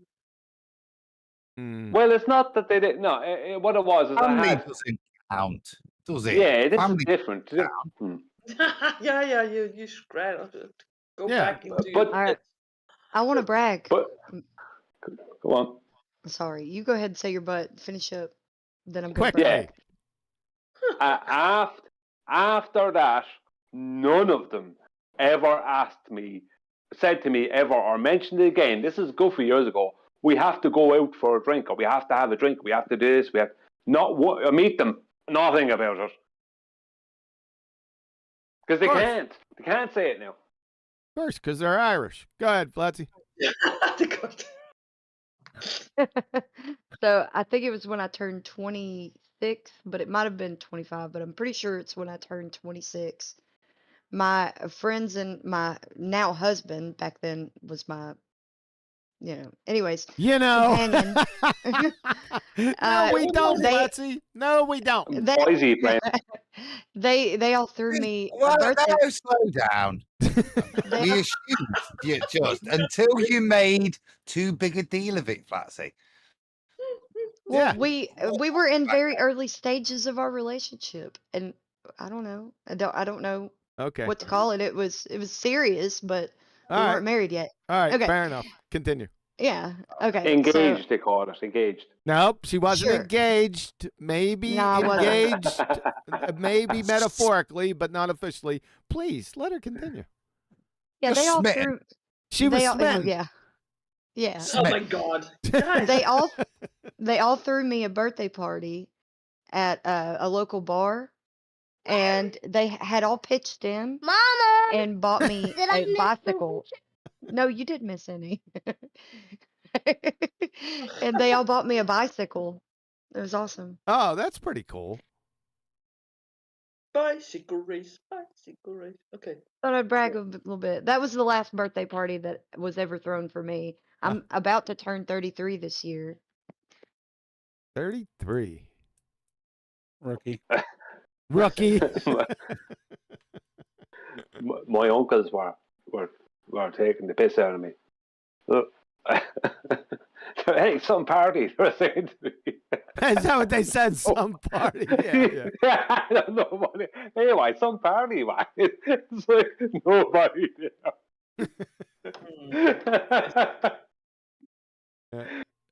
All right. So she had a 2-day party. How was it? How'd it go, Betty? Yeah, well, I was the servant basically to serve people the food and the things and the drinks and you know what it is. There used to be parties that everybody would get at a certain time instead of all during the day, so that you can sort of have like a coffee round, some lunch, and then some afternoon tea, right? But everybody would come at different times, and I would be running around with coffee, cake, and soup and other stuff, you know? Yeah. It's really annoying. What, So, did you have any finger foods? yeah, we had some nuts and chips and some like these French cheeses, right? Like blue cheese and brie. We call them brie. Yeah. Uh, So do we. Camembert, something like that, you know? Garlic bread, that sort of stuff. Nice. Toasted? Yeah. With on toast, yes, but little ones, right? These crackers in a good sense. Not Wait, the way you say. garlic toast crackers, or is this crackers No, different? the garlic butter you can put on the toast. Oh, gotcha. Yeah. So the first day was my sister and brother-in-law and their kids and spouses with grandkids of my sisters. So it was the whole family. And with little kids, you know how that goes. They are running around and tripping over stuff and screaming. You know what it is. Yep. Like, so it's nice, but very tiresome. And the next day it was my mom's uncle. No, not my mom's uncle. It was my uncle, but her brother Mhm. and her sister. But they came at different times, so that was like annoying. Yeah, so 2 days of serving and yeah. I'm not. I never wanted to be like how do you say that? We call it the horeca. In the food business, you know, like Yes. serving people. Oh, I'm in the not good at serving that. business. Yeah. Yeah, it's not my really to go to thing, you know. All But I right. did good, and they were proud of me, so that's good. So everything went swimmingly? Yeah, I didn't break anything. Okay. Is this all at your house, Betty? No. If my mom and dad can't even go to my house anymore because I Yeah, live because they like can't walk through the door. It's that door job. they Oh, can't. yeah. Well, actually, they can because there's 2 flights of stairs that they have to sort of go over, so they can't make that anymore. Which you would have to put up hazard lights over at her place, right, Adam? Well, I I've need seen to have oxygens and revival Caution equipment. tape. Yeah. Caution tape. Oh my God, you guys are the worst. I was looking at one of these office supply, and you can get these like they're really to hide cables. But if you were to cut one off and just butt it up to that huge little hidden death trap of a step that you've got in the threshold, That trap of a step. it might. And as Brian says, it put black and yellow stripes on it so people can see and Oh my God, no! have people round again. Where's the fun in that, Adam? You're right. Sod it. Hey, let's have a lottery on the elderly. Go on, Betty. See who survives. Hey, All can right. I ask a question? Well, before you ask, hold on a second. Before you ask your You already question, did. no, before he asks his questions, I just want to give you a summary, Betty. We'll get back to him. I want to give you a summary of what happened, so, and then he can ask his question. Maybe it's Well, maybe his question's health and safety related, and therefore pertinent. No. no, it's not. So he's gonna wait. Right, So well, we'll come back to it then. we'll come back to you. Just remind me if we forget. So Betty, let's take a look at this. I'm gonna summarize it for you. You know, on my website, the where the flat Earth proofs are, we have one with flat, right? And I have a second example, or I'm sorry, one with flat, one with flight. And my second example is flying for 2 hours at 500 miles an hour. And that's 1,000 miles. And there should be over 677,000 feet of drop. Remember that? Yeah. Well, is it already on the website? No, that's on the website. This isn't. Oh, okay. Okay. I thought you This. got touch with Davey, but no. Yeah, we can't. Yeah, we got to talk about that, by the way. But that's for another. That's another story. Have you not watched Saturday? Have you not watched Ballbusters, Betty? No. Sweetheart, I was serving the heck out of my family. And it's available at any point. You could have finished serving the family, got them all to bed, and then caught up on it, knowing that the globe was flatlined. I already knew. Yeah. It's old news, Adam. I mean, come on, get with it. Yeah, With the program. it's old news, but we happen to be able to scare up this chart from a flight. You remember you made the thumbnail for it? It was flying from San Francisco, and it had the ditch in Honolulu. Remember that? Yeah. I need to comment on that. On the I was on the in the thumbnail? middle. What? Sorry, Betty. Why would you need to comment on that? Because it was so good. Because I was in the middle of my presentation. And I looked at this, and there's the thumbnail, and I noticed that even though the flat line's flat, that 747's just got a slight, I don't know, around about 3 to 5 degrees upward pitch angle. It's maintaining that flat line. Great artistry. Yeah, she did a good job. So this was a flight that they had to land in Honolulu at the Inouye International Airport, Betty, because over the ocean, over the Pacific Ocean, they had an engine failure, right? So to keep a long story short, nobody was injured, no one died. The plane landed safely with only one engine. However, we got this NTSB website, and they have this graph that you're looking at now. And you can see here where I blocked off, this is from 8:05 in the morning to 10:05. So 2 hours, right? Follow? And then we averaged the speed to be about 500 miles per hour. They put it in knots. We averaged it out. It's roughly 500 miles an hour. So right on point with my example. So as you can see in the dark blue, we've got the pitch data up here. And you see it's flatlined for those 2 hours, right? And interestingly, if we go down here to altitude pressure, that's also flatlined. So guess what? It's flat? You bet your ass it is. Yeah, but like, how does the sun work? How does the sun work? Was that Differently. your question? Sorry. Left field. What does the sun have to do with it? Hey, look. In Tasmania, well, down there somewhere. Down like, there. The sun's it's gonna take ages for it to come back around, so night time's gonna be like 62 hours long or something. Huh? What are you talking about? The Night sun, time in it's going around over the flat Earth. Then it's like And it's summertime in the okay. southern hemisphere. Let me It's ask you a gonna- question. Yeah. What's the sun? Ball of fire. A ball of it? fire. A big ball of. Oh my god. And how did you? Who validated that? It So looks that's the like first it. thing you have to find out. You have to find out what the sun is first before you can start stating what it does or how it does it. Well, it's how it travels, not what it does.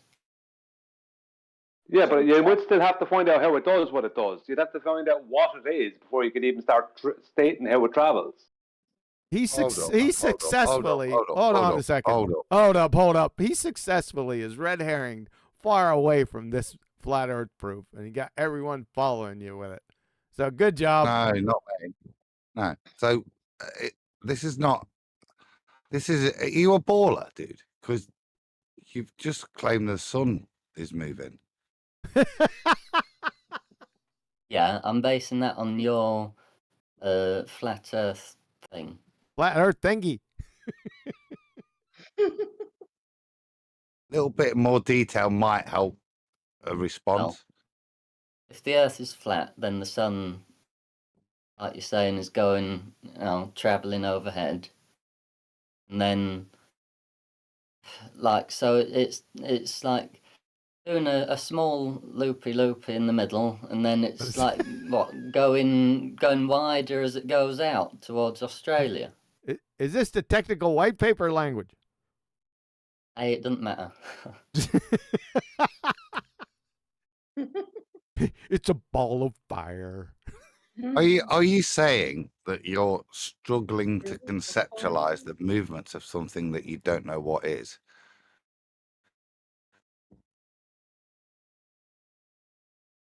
Well, I'm Based looking on at and fundamentally based on your preconceptions of the layout of the land. I'm looking at a flat Earth map. Which with- one? Well, the UN type thing. That's a globe Earth One with the projection. laurel reef. Nobody's been to the laurel reef at the bottom of the UN map. Oh, right. So basically, the flat Earth model is like the North Pole Whoa! is Stop! in the middle. Stop! Sorry. No. Flat Earth. There is no flat Earth model. More importantly, there is no globe Earth model either. So you may continue. You better rephrase, because I just placed an objection with the honor. Right. This Well, thing. how do we know? How do we know where we are? Like where the UK is, where America is, and all that. You need some sort of basic type of map. Map, not Yeah. a model. You may continue. Map. Okay, continue. Okay. Correct. Map. So in the middle of the map, it's like the North Pole, and then the sun goes around in a circle, doesn't it? Isn't that what you're saying? Certainly, we observe the sun transit across the sky each day. Yeah. Yeah. So it Where- goes. this is where not you saying need a anything. little bit of advice. Okay. So Brian started it. I've tried to alert it. QE's warned you to stop rushing ahead to models. Just go back to the sun. Ask me, do I know what it is? No, I don't. So why It are doesn't you matter trying to what it is technically. It does, because your critique is fundamentally going to be based on some kind of globe projection and the sun's inability to match what your preconception based on a globe projection is. That we're trying to. Wait. I'm trying to kind of expedite the process. So you see where you're going, what you're invoking. Yeah, you're going to try and strap a globe model azimuthal equidistant projection onto a flat earther and say, look, this is impossible. I'm trying to visualize it. I mean, I don't see how it would work. Fine. What would work? The majesty of the heavens is the majesty of the heavens. Okay. But I've got maps that work, and they're all flat, and they're all built using flat Earth elevation angles for me to be able to navigate. These are things I know. What I can't do is ponder about the things I don't know and probably never will know. What the sun is, how it moves, why it projects like this, why it allows me to take elevation angles to enable me to navigate. I don't know. How can we? I do know that if I take a flat Earth elevation angle to these luminaries, I can find out where I am using a flat map. Well, don't you need to know the height of said luminary? No. No. That would show an ignorance as to the understanding of what I just said with regards to celestial navigation. We're not invoking trigonometry here. We're doing celestial navigation. The principle And that it doesn't matter how high or low it is, does it? no, Only in relation to sea level. No, there is no. We're doing celestial navigation, not trigonometry. Consequently, there is no opposite side length. Well, you're measuring a vertical, but you're not using the opposite. You're not using the right. You're using a right angle triangle, but you're not using it for trigonometry. Right. So, can I ask you a question? Yeah. Do you think there's an actual correct world map in existence? Oh yeah. Otherwise, could you produce it, or could you just name what it is? You don't have to produce the actual map. Could you name what map it is?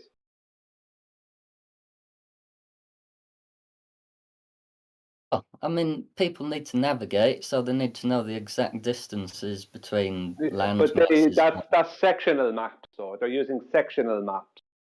Navigation maps are sectional. Right, I'm talking about a world map.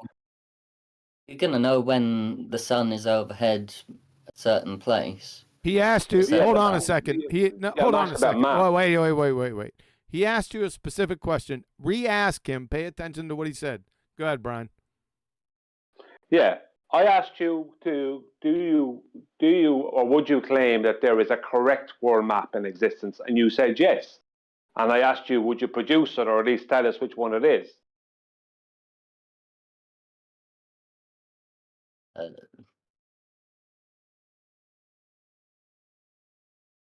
No, just a map. You can't do that. So you don't know. World Atlas, like Atlas of, don't know, the AA road map. I don't know. Yeah, but that's not a world map.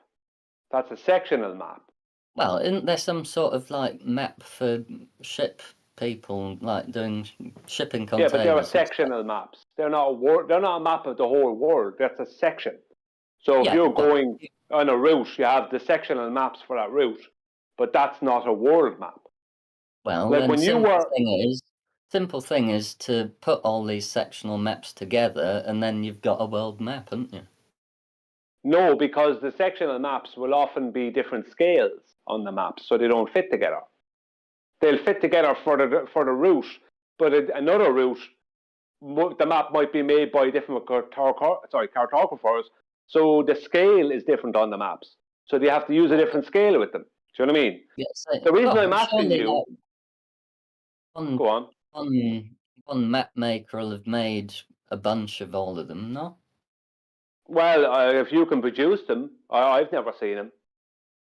The reason I'm asking you is you brought up what you were calling the flat Earth map, which is not a flat Earth map. It's actually what you were referring to as a flattened globe projection, and azimuthal equidistant globe projection, right? Which maybe have some similarities to the actual world, but it's not correct.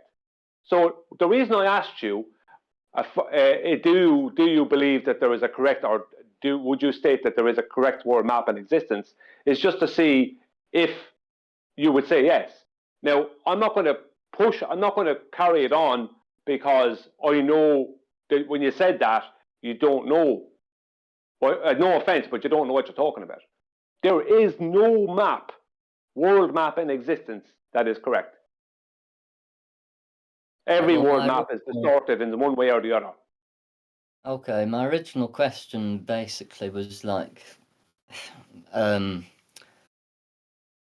like, so it's summer in the northern hemisphere, winter in the... Yeah, but hang on. Have you addressed what I just said to you there? Yeah. Because you're going on to now use a map of some kind, aren't you? Within what you're going to ask me concerning the sun. You haven't produced any Yeah, but you haven't produced, and for a start, you can produce a correct world map to use for your question and example, and you also can't validate what the sun is, what the sun is claimed to be, or what you might think it is, or anything else. So you're going to ask me about how this thing that you don't know what it is and no one else actually knows. Take it from me, they don't. If you want to challenge it, you can. No bothers. But this thing in the sky that nobody knows what it is or how it does what it does, and how does that relate to this map that isn't correct within your belief as something I don't hold? I don't hold a belief. I don't have a correct world map, and I don't know what the sun is or how it does what it does. So how can I answer that question? Well, we don't know much then. Without being dishonest. Sorry? We don't know much then, if that's the case. I mean, how on earth can we like talk about anything if it's just like also like just weird? It's not weird. All we can maps talk about what we know. all maps are flat maps, by the way. Do you got a globe map?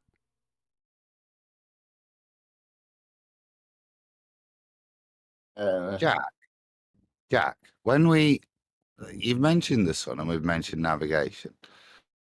When we use the sun in navigation, what do we ascertain to be able to use it? Do you know? Is it the sextant? Yeah. So from the sextant, what are we gonna obtain that will enable us to use the position of the sun, wherever it is? What are we going to obtain? What are the principles of what we're going to obtain from the sextant?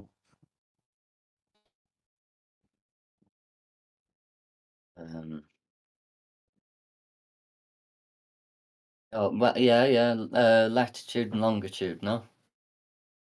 Maybe, but the way in which we're going to determine that is by obtaining an elevation angle to, in this case, the sun. Any other luminary, we can do stuff. The sun's particularly good because we can apply it to what you just said. But in all those applications, what are we going to apply? What's the fundamental trigonometric idea that we're going to use here? What have we got to obtain first from the sextant? Well, just from the sextant, what are we trying to get? Position. And can I lead you? If I was to say an elevation angle. Yeah. Right, okay. What are the principles to obtain an angle? Yeah, I've heard all this. Yeah, like flat plane and then, right angle thing. Well, we need two straight lines, don't we? Meeting at a vertices. Now, in many cases, that's fine. We know what a triangle is. We know what an angle is. In this case, what we're doing here is navigation. Now, one of those straight lines is commensurate with the surface that we're going to navigate upon. And that's the side length that we're going to obtain through our elevation angle. But that side length is commensurate with the surface we're going to navigate on. What do we know about the side length? It's straight and flat. So when we apply it to navigate accurately, what can we say about the surface?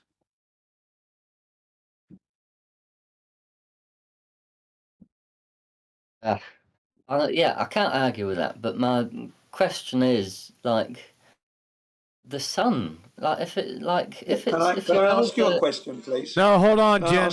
Hold on, Jen. But it's just between Adam and Jack. Go ahead. Yeah, well, I've been listening, but okay. Yeah, Jen, I'll come back to you. I promise, mate. We'll finish this point because I think we're at the conclusion. We'll let Jack, if you'd respond to my point, and then, as you've heard, Jin's got a question for you. Do you recognise that point? The way in which we use the luminaries that you're citing, that we admit we don't know what they are, but we're able, with certain principles, to align them so we can navigate accurately using flat maps. All these maps are flat. Yeah. There's no curvature in any of this. There's no curvature in the calculations.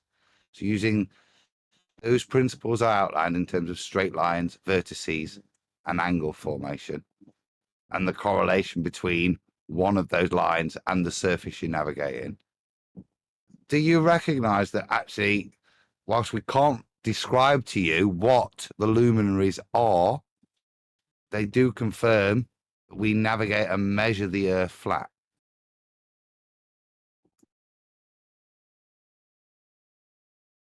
Yeah. I mean, I can't argue with it, but Welcome cool, to Flat dude. Earth. Yeah. You absolute yawn rapist. Yeah, welcome.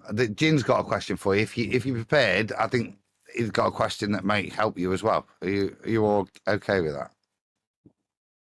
Yep. Yeah. Go, Okay. Jim. First of all, let me just address the point of us not knowing anything. We didn't make any claims that we knew everything, first and foremost. And the things that we know, most of these people out there are theorizing. Theorizing is guessing. So if you're with the globe and there's lots of theories, that's up to you if you want to believe someone's best guess. But you could even be guessing better than them now if you applied your brain. And the other question, my question to you is, what is your best proof that you would lay your life on that the Earth is a globe? Since you appear to be knowing maybe more than us, that's what you're implying here. What is your best guess? Sorry, your best proof that you would lay your life on? Thank you. That's it. I can't. But I'm not saying that I know stuff and you don't. I'm saying that, like, the general globe model science Stop, thing. stop. Nope. There is no globe model unless you can produce it. I told you to rephrase before. Objection, Your Honor. Sustained. You either produce that model or you remove that from your vernacular and then rephrase and continue. And science has nothing to do with it. Yeah, science has nothing to do with this. You'll sacrifice your science acumen here. Don't go there. But go ahead. Try again.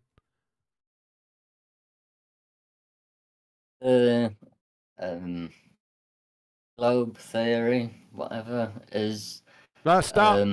Stop. You can't What? use theory. There is no globe theory. This isn't a scientific topic. Come on, what? Just say globe thingy. Fuck's... Sorry. Globe thingy is like explains a lot more, and they can say that, right, this does that because of that and that, and then What we does it can explain? navigate and all that. But then Hold on, Jack. You said the globe thingy can explain things in relations to other things. That's what Brian was stopping you for. How does the globe thingy explain? A specific example, please.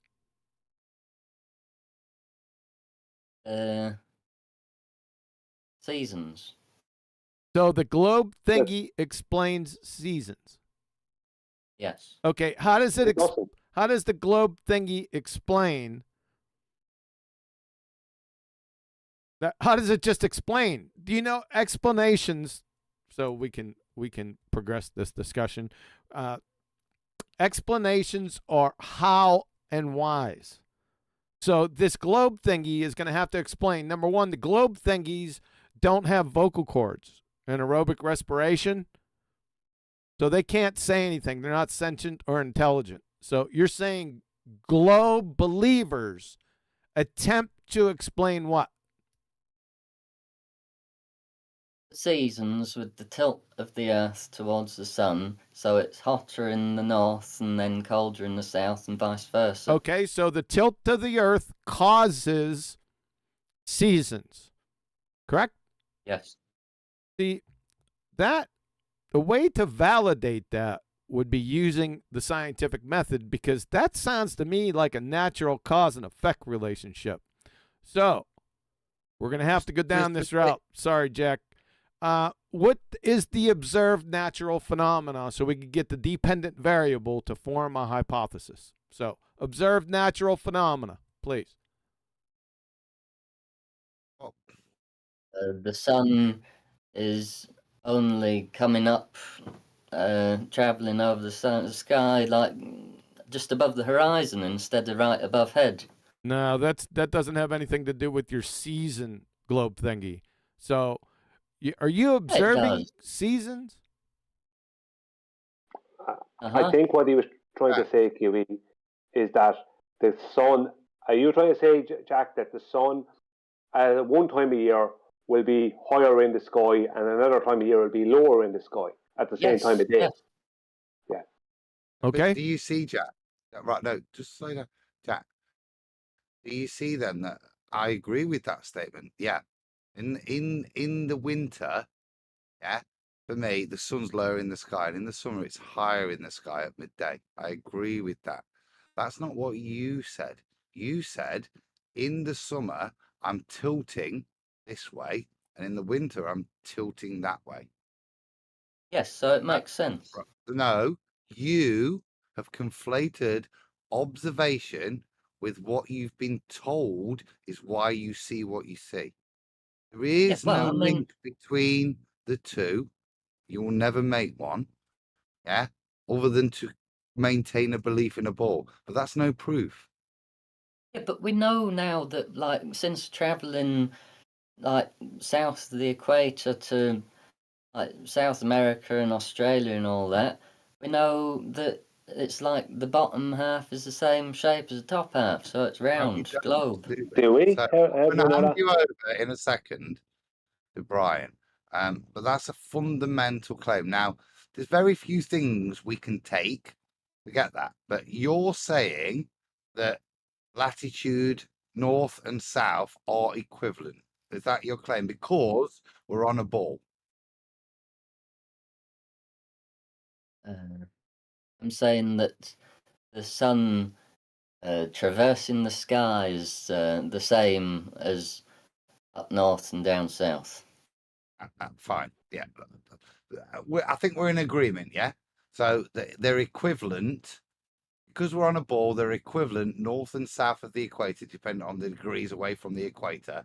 They have equivalent paths. Yeah. Yeah. Okay. So I'm going to hand you to Brian, who's just going to explain that whilst you may believe that, reality will deny it. Over to you, Brian. Yeah. Between Newcastle in New South Wales, which is just north of Sydney, and Perth, both of those are on the 32nd degree latitude south. And between the two of those, there is 2 hours of correct local time. Now, across the same distance on the 32nd degree north, between Charleston, South Carolina, and Long Beach, Southern California, there is 3 hours of correct local time. The only difference in the distance between Charleston and Long Beach and Newcastle and Perth is 108 miles. Yet there's an extra hour of correct local time. Now, both of those examples are locations that are on the 32nd degree north latitude and 32nd degree south latitude. Now, what you said makes that impossible. Yes, that's a stone cold fact, as QE would say, that is used and has been used by mariners and people forever, because they have to. You can't use a chronometer, which is used by celestial navigation people. You can't use a chronometer and say there's, and use it as if there's 3 hours of correct local time between Newcastle and Perth. You can't do that. There's only 2 hours of correct local time between them. And the reason is because the longitude lines all diverge from the center point, and they don't converge south. They diverge out to the south. That's why there is only 2 hours of correct local time between those two locations and 3 hours between the two locations in America. Because we don't live on a globe. But We the live on a clock flat is the plane. same. Time is the same there as it is up here. Like, it's not as if there's a like time takes longer down there. It's not about time taking hold on, longer. Brian. He just gave you hold on. He just gave you an example of where it's not the same over there and over here. It's not the same. The time is not the same with the distance between meridians. I don't quite understand that. I know. Welcome to Flat Earth. Yeah, Are but we basically talking what it about- means, Jack. Hold on, Go on, Adam. Brian. Hold on, Adam. No, Go ahead, Brian. Hold on, Adam. Yeah. Basically what it means, Jack, is that the distances around the 32nd degree latitude north and the distances around the 32nd degree latitude south are definitely not the same. The southern distances are much greater. That's what it shows and proves. Well, if that was the case, then the sun would have a long way to travel. No, you a can't flat go Earth. onto the sun. We don't know what the sun is, how it does what it does. I couldn't even prove there's only one of them. Oh, come on. Right? I can't. How can I? How can I prove that the sun I'm looking at? Let's not go down this road. We don't need to go there. So let's just go Hang on. back. Just the point I'm making is 1 second. The point I'm making is there's no point in asking me about the sun and what it's doing because I don't know what the sun is. It doesn't matter anyway. It doesn't matter anyway. does. You already demonstrated that the time is different in Australia and a similar distance on the same latitude in the United States. It's all over. His point is refuted. Simple. It's over. Yeah.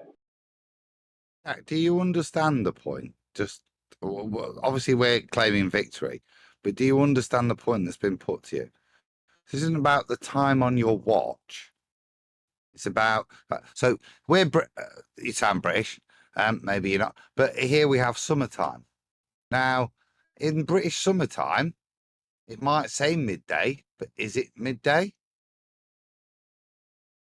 Yeah, I know. Like, I know you're saying that. Right. So let me just. Right, so you understand that the position of the sun is when it's at its zenith. That's what midday is. By that, with these certain navigational principles that work. Okay. As has been put to you, if you were to presuppose a hemispherical Earth, then these equivalent positions, north and south of the equator, would have equivalent midday time points. Okay. They do not. Okay. And furthermore, to them not being the same as they should be, they demonstrate a divergence of the lines. Yeah. From the center point. They don't show a divergence, then convergence, which is what you've been claiming. This is shown by the position of the sun. Whether we know what the sun is or not, its position, and with regards to navigation, does, and this is the point when you stick these things on a ball, it denies the time zones of reality. The position of the sun, wherever you think you are on that ball in that southern hemisphere, the position of the sun is still true. It doesn't fit onto that spherical surface. That's what's been described to you. Does that make sense? Yeah. Yeah, so he's saying out at Australia, it's gonna be time zones. It's like spread out like spider's web type thing. Yes. If you were on a ball, yeah, the distance in Australia, as Brian described, should be equivalent to the distance in America, right? Because they're the same latitude. Okay? Yeah. But they're not. Well, if it's not, then like I say, the sun would take ages to get around, and like. But it doesn't, does it? No, so it's obviously a ball. No, it gets No. around that area. All right. The amount of time in the area that is described is different to the amount of time in the area, in the same area described in the north, demonstrating there is a differential. Time's the same, unless you are going to describe how the sun works. But if we're going to use the two together, it gives us one fundamental clue that the land masses are of different size because the transit is different.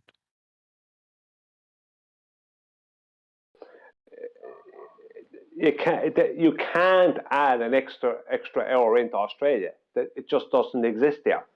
It's just 2 hours of correct local time. That's it. So when it's 10 o'clock in Newcastle and Sydney, it's 8 o'clock in Perth. Right, correct local time. That is without daylight savings being added, which is political.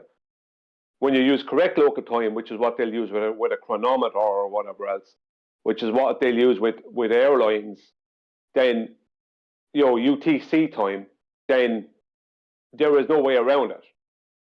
UTC time will show you officially that there's 3 hours between Charleston and Long Beach, but only 2 between Newcastle and Perth all the time.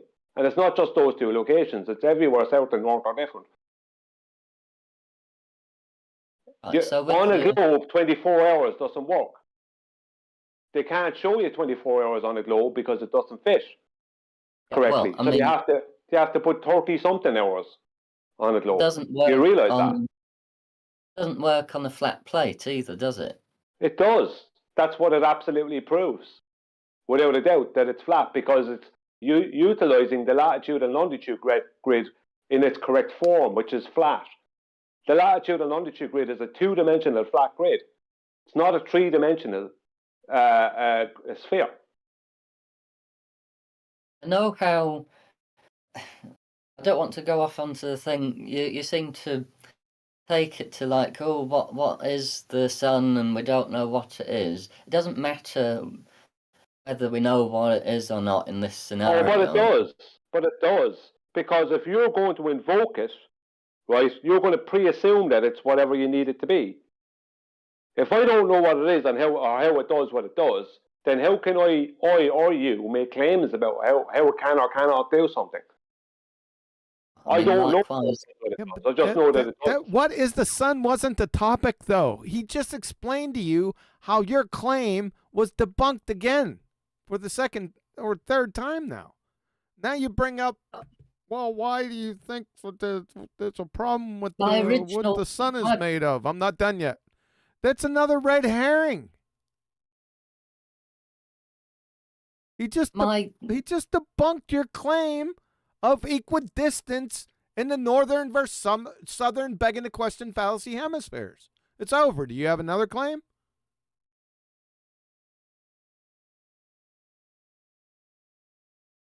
The sun going around. Going around what? Going around on its path over the flat Earth that you claim. We already know. We've already hold on. We've already demonstrated that it's flat. Celestial navigation, you have to have a flat horizontal plane even to acquire elevation angles. It's already flat. The presentation that we had on Ballbusters the other day and the one we followed up before your question was showing that flight shows that the Earth is a horizontal plane. It is measured, observed, navigated, and aviated flat. Period. And stationary. Yeah, so Yeah, well, I just can't imagine how it's no the imagination. sun would work on it. Say What that sun? one more What's time. the sun? No, say that one more time. I didn't hear you. I can't imagine how the sun would work on a flat Can't Earth. imagine how sun would work on a flat Earth. You can't imagine how the sun would work, period. Stop imagining. Oh, not Yeah, it's- working like how it works. I'm talking about like Just said how it if works. it's traveling above us. You don't know what the sun is. Nobody's claiming anything about the sun. We're talking about the Earth. He's The not planet able Yeah, to get. so You're not. yeah. cold. I think this is the problem, Jack. You're not able to understand our position without divorcing our position from a heliocentric paradigm where the Earth is in a vacuum of space and the sun is huge and super far away. That's not what we're saying. That's completely different than our actual position.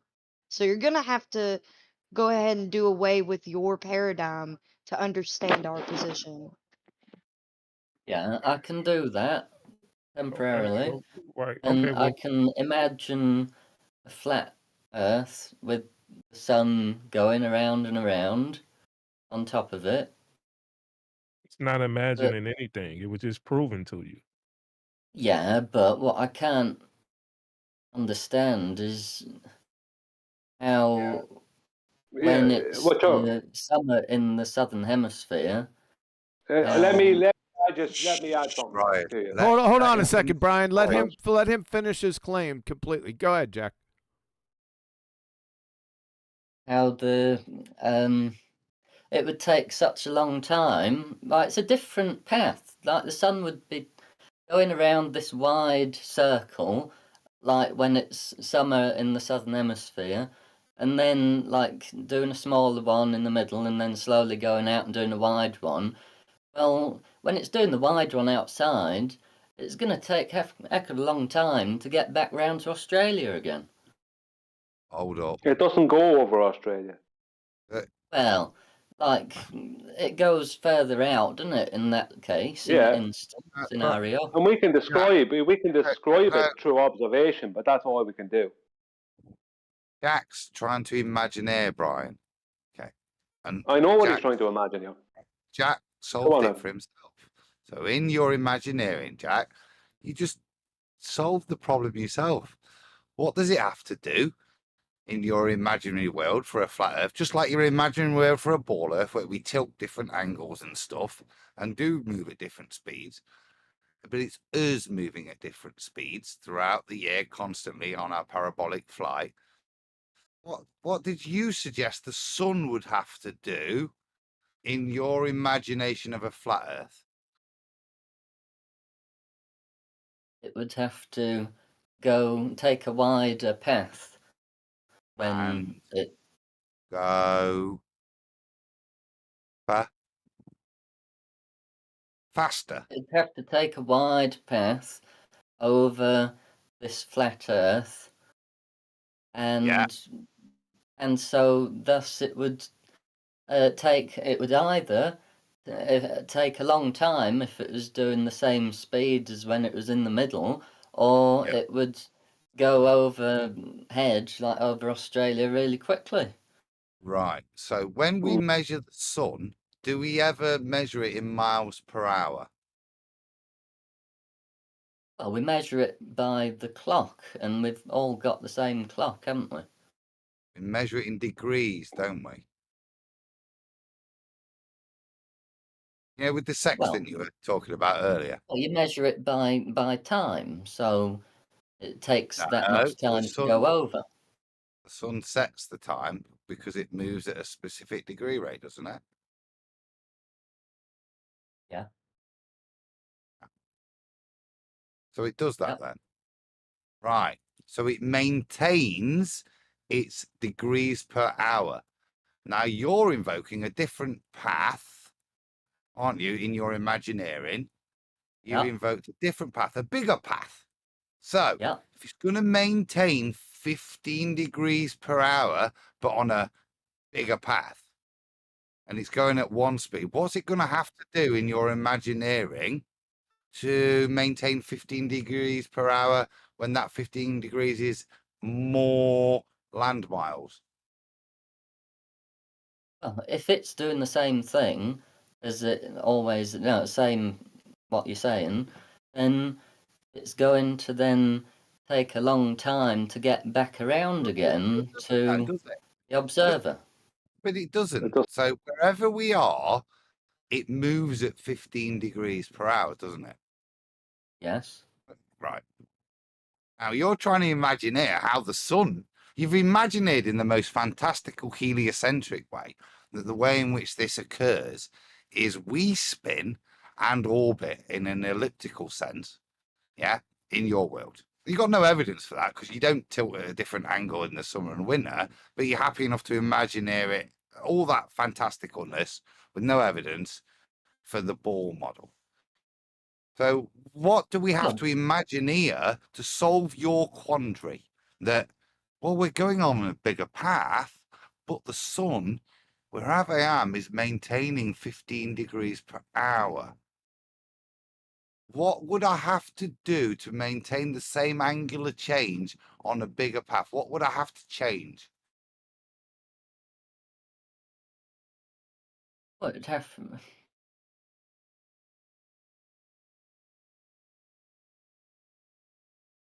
Pure imagination, Jack. What could I change in your imaginary model of the flat Oh, Earth? well, that well, would you mean can't to go on change a it bigger because it path? just don't work. Plain simple, does it? No, but it does, doesn't it? So what would have to happen to the sun that's moving for it to maintain 15 degrees per hour on an imaginary path that you've imagined on a flat Earth? What's it got to do? The path's bigger.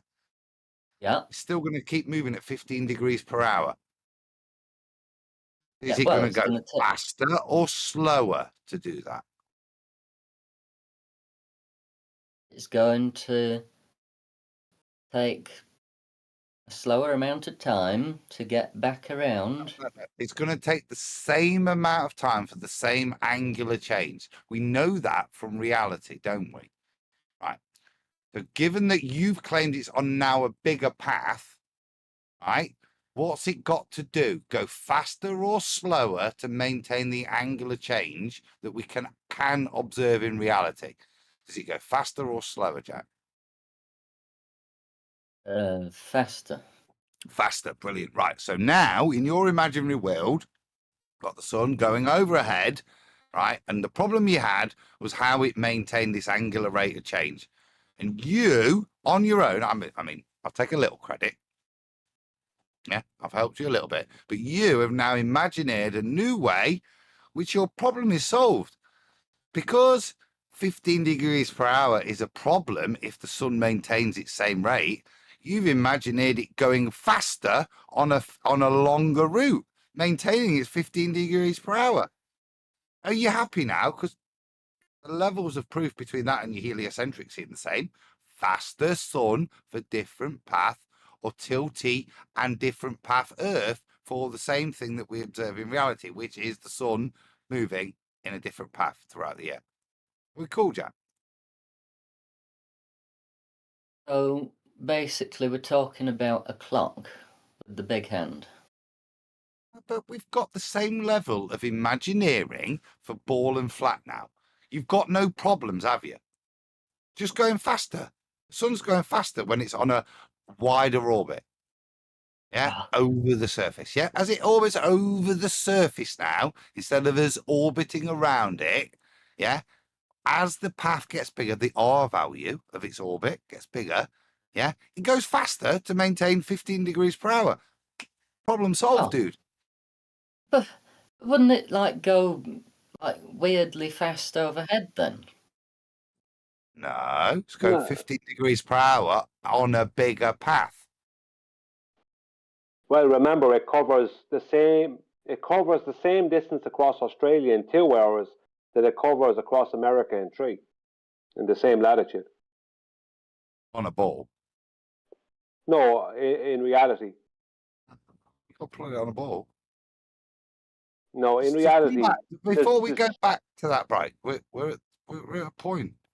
It's local time, so it's spaced out. But the whole point is that it's like the whole point is that it is doing it. That's where we get correct local time from the 24-hour day. I think Adam has a point here that he's trying to make. The point is the point is, Jack, that what you're stating is the cause of it is tilt. What Adam is stating is the cause of it is faster. You're both on equal footing. Can you validate that the Earth is tilting, Jack?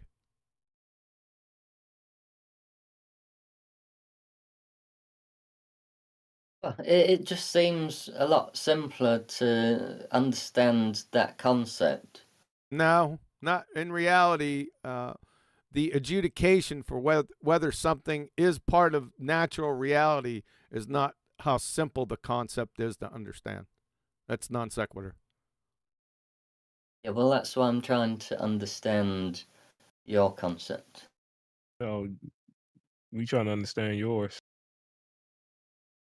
Adam, did Well, I? I Adam, was. Adam, We don't have a hold on a concrete- second. Adam, did I restate the issue? Exactly correct. And the only point I'm trying to make with the language, I mean, is this is your imagination. This is what you're asking for. You've not brought us, as we started out, with any proof of your ball. But we've accepted your imagination of how you see flat Earth elevation angles to the sun and how you interpret them. Now, you said to us, I've got a problem. I just can't imagine how it works. Just can't. On a flat Earth, it's just crazy. It's a bigger circuit. How can it maintain? And I've just postulated to you that in your world of imagination, that seems to be how you're going to define things, that I could solve that problem by just speeding up the sun Yep. as You it can't goes on. speed it up. Why can't he? Why can't I? Why Well- can't I? Because it would look stupid. No, it wouldn't. It look correct. It would fit reality, wouldn't it? Just like if I tilted it and then put it on an elliptical orbit and presupposed all those things, the only way explanation is to do that if I'm suggesting it's me that's moving as opposed to the thing that I'm observing moving. You've got a little bit more ridiculum in your presupposition. And now I'm just trying to give you more presupposition for something that you feel is valuable, which is a really good just so story, so the story sounds comfortable. I don't want proof. Just a really good story. So I'm giving you a good story. It goes faster. What, you're just making it up then? You just made it up. You said you tilted and went in an elliptical orbit, which is why it's colder in the winter. And Yeah. all you observe is the sun get lower in the sky at midday. Well, I mean, it's possible. I didn't, and therefore, is it not possible for the sun to get faster? Oh? No. No, why not? Because I said it would look stupid going fast overhead. You're right. You're right. It's more logical for me to tilt in one direction in the summer and the other, yet not feel it, than this thing that I see maintain 15 degrees per hour, but I see go on a different path every single day and throughout the year, to presuppose that it's going faster to maintain the reason that's it going at 15 degrees per hour. No, it's not that. It's me on an elliptical orbit tilting one way, then the other that I don't feel. Of course, you're not going to feel it because it's like everything's course not. held. I'm just tilting the opposite direction. Of course, I'm not going to feel it. Why would I? I'm tilting in the opposite direction. Ah, Can I throw something in there? Jack, you know the globe Earth, the claimed offset elliptical orbit of the sun? Yeah. Right. Now, included in that is the daily rotation, the sidereal rotation of the globe. You know about that, yes? Right. Do you realize that the vestibular system within the human ear is designed to detect changes in acceleration?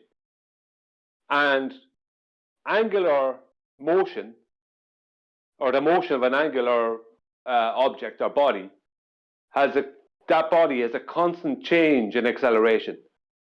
And the offset elliptical orbit of your sun within your paradigm would also be a constant change of acceleration. If that was happening, any one of those, never mind two of them, any one of them was happening, you would absolutely know it because you're physically designed to detect it. well, it's all like designed to be in tune with the Earth. It's not. It's not. How do you know it's not? That precise. Yeah. It's not. Yeah, just as you said, it's daft for the sun to be going at a faster speed. As what Brian's just outlined in the elliptical orbit, maybe you didn't realise, even though I said it another time, is that means that you are going different speeds. That's why Brian's brought up the vestibular system. Yeah. You're in your claim, it's you that's going different speeds in your elliptical orbit throughout the year, not just the sun maintaining your presupposed path where it might have to go faster or slower to fit your imagination. You claim you're going faster and slower throughout the year. No. Yeah, you do. Yeah, you do. No. Yeah. When? Yes, the globe out is constantly speeding up for 6 months and constantly slowing down for another 6 months. No, it's not. It's an Yes, it is. elliptical orbit, dude. You don't understand. You don't understand it. Your own paradigm. That's a fact, Jack. Yeah. When it's going around the sun and it's in the southern summer, it's claimed to be closest to the sun. That's why during that time of year, the sun is biggest in the sky. And during that time of year, the globe out is claimed to be moving fastest past the sun. Whereas during the northern summer, it's furthest from the sun. So it's claimed to be moving at its slowest rate because there's less gravitational effects on it when it's further from the sun. So because of that, your globe out is constantly, minute by minute, second by second, changing its rate. That's the claim, which is a change in acceleration. Have you ever seen an analemma, Jack? That's your elliptical orbit. Have you ever seen what's called an analemma, sun analemma? No. So that's the position of the sun at midday throughout the year. And it creates a figure 8. Ironically, Adam, there is one in BALLBUSTERS text chat. Jack, can you look at BALLBUSTERS text chat at 310? It's right near the bottom. It shows an analemma. I was going to go into that earlier. Can you see that, Jack, right here from Raleigh Criterion? Yep. Okay, there you go. Adam, please continue. That's your elliptical orbit. That's the data you're building it on. Those eccentricities. Now, those eccentricities, look at how they're plotted throughout the year. Look at the rate of change of movement. Now, if you're going to presuppose that it's the sun that's staying still and it's you moving in an elliptical orbit, for that rate of change to slow down, the sun sits on the horizon at the equinoxes, Christmas, yeah, things like that. How we have this rate of change and the sun will maintain a position for a little bit. The only way to explain that is Earth moving. That's how it's described in the heliocentric model. You, on your spinning, rotating thing, orbiting at different rates based on the eccentricity of your twin radii, because you've got an elliptical orbit. Yeah, understand that there's a geometric issue here. To get an elliptical orbit, what are you invoking to do so? But it's that analemma in the sky that you derive it from. Okay, and then from that, you're describing the motion of the Earth from the analemma. And look at it. There is no other claim than you are moving at different rates throughout the year to create the analemma. I don't think I'm looking at the right thing. It's not the BALLBUSTERS text chat. Yes. At the very bottom, archive. It's in the BALLBUSTERS text chat, not in the archive. It's the BALLBUSTERS text chat is right above. Are you on your phone? No. Okay, right above BALLBUSTERS text chat or BALLBUSTERS live stream, which you're in right now, you see hashtag BALLBUSTERS text chat. Do you see that? Yep. Yeah. Hit that. And then on the right-hand side, it'll show you a text chat and somebody post different. Oh, I've got it. You got it now? Okay, there you go. One's in London, one's at the North Pole, South Pole, and Sydney, Australia. That's the analemma that Adam's referring to. Those are the sun positions throughout the year. Right. There you go. You can understand those sun positions aren't they your position, really? Because that's what happens in the heliocentric way. It's a reversal of what we observe in reality. What you see, the sun being in a different position at midday, yeah, where it is at midday every day, is is not. It's you having changing your rate of change of speed in your elliptical orbit to reposition the sun from your viewpoint on your spinning ball. You understand? That's your claim. Let me give him. Let me finish, Brian. So when you said, yeah, it's unreasonable for me to just think that analemma that's up there is just the sun going at different rates as it goes on different paths, circular paths over the surface, each increasing in their circumference as it gets wider and wider and then shorter and shorter. And I measure that each day. Yeah. That's unreasonable that it's the sun just changing its speed to give me that thing that I measure it changing each day. Yeah. What's actually happening is me spinning at moving at different rates and different angles throughout the year that generates that. It's me that's moving that I don't measure. That's more reasonable, even though I don't experience it, than the thing that I see moving at different rates each day. You understand the position you're in? No, no one's moving at different rates. The sun isn't moving at different rates. It's There. always No, the same. either you are or the sun is. There's the only way around it. And if you were, you'd know about it. You're designed, physically designed to know about it. Right. You know, remember earlier on I brought up Kepler's analemma, the offset elliptical orbit of the sun that the globe Earth has claimed to make throughout a 12-month period. Yeah. Yeah. Do you know where that came from? No. That was originally the original sun cycle that was known in astrology. And they described what they see the sun do every year. And they described the sun, it's just a description, because that's all you can give it.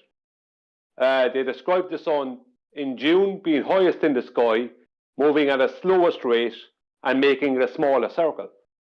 And in December, being lowest in the sky, moving at its fastest rate and making its biggest circle. That's how they described it, from June to June the 21st through to December 21st, the two solstices. And you have the two equinox in between, right? And it's going from the Tropic of Cancer in June to the Tropic of Capricorn in December. That's the descriptions. And it was all described via angles and everything else, and azimuth and whatever else. But it's only described. They don't know. They never knew. But Kepler was a master astrologer.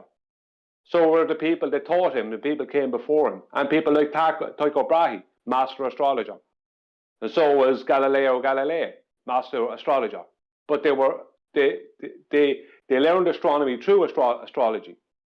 And Kepler took the Copernican paradigm that placed the sun at the center and the Earth as a globe and other things as planets, let's just say, going around the sun, creating a solar system.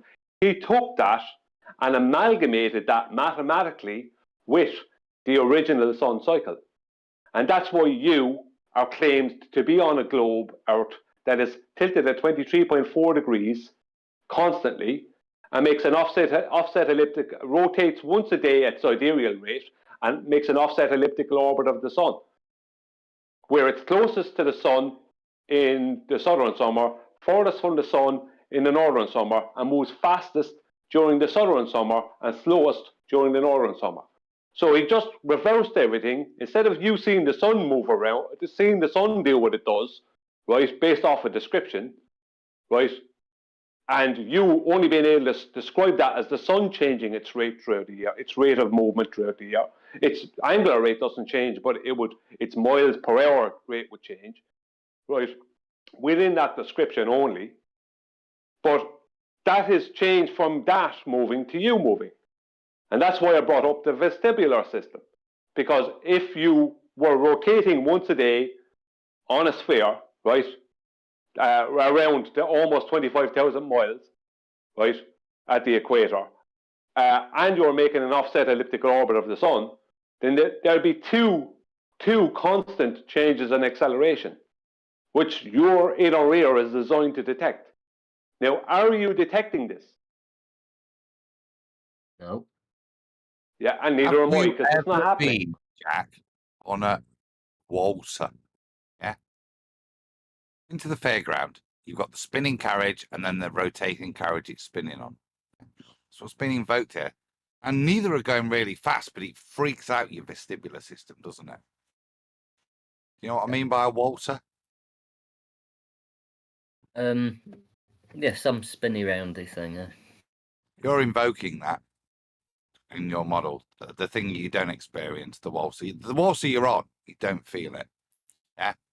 And this, I want to bring it back because your point of contention was it was unreasonable for me to think that it's just the sun speeding up. Can you see why I think it's unreasonable for you to claim the complete opposite? That's me speeding up, slowing down, and spinning in opposite directions based on observation. Yeah. So Brian's saying that the Exactly. original So are we at guys were. agreement there? I mean, before we move on, are we at agreement there that it's unreasonable? Your position is actually unreasonable. If we were to just take an Occam's razor position, Jack, which would be the most beneficial position according to Occam's razor? Mine, that I don't feel I'm moving, and I see something moving, and I invoke it moving, or I see something moving and invoke me moving, even though I don't feel me moving. Just Right. under an Occam's razor assessment. Nothing. Yeah, well, I mean, if you're gonna go like down to basic sort of basic observation, like without any other input, then yeah. According to Occam's razor, the most logical position is it's the sun that we observe moving that's moving, not us moving, even though we don't experience us moving. Correct? Yeah. Right. Brilliant. So let's move on from that. We don't need to reiterate it. We're in agreement. So the Earth is Well- flat, and we're not spinning. What else is left? Right, so you're saying that the sun is moving faster. Yeah, well, Brian was bringing up the No. original astrologers or whatever they are. No, Jack, no.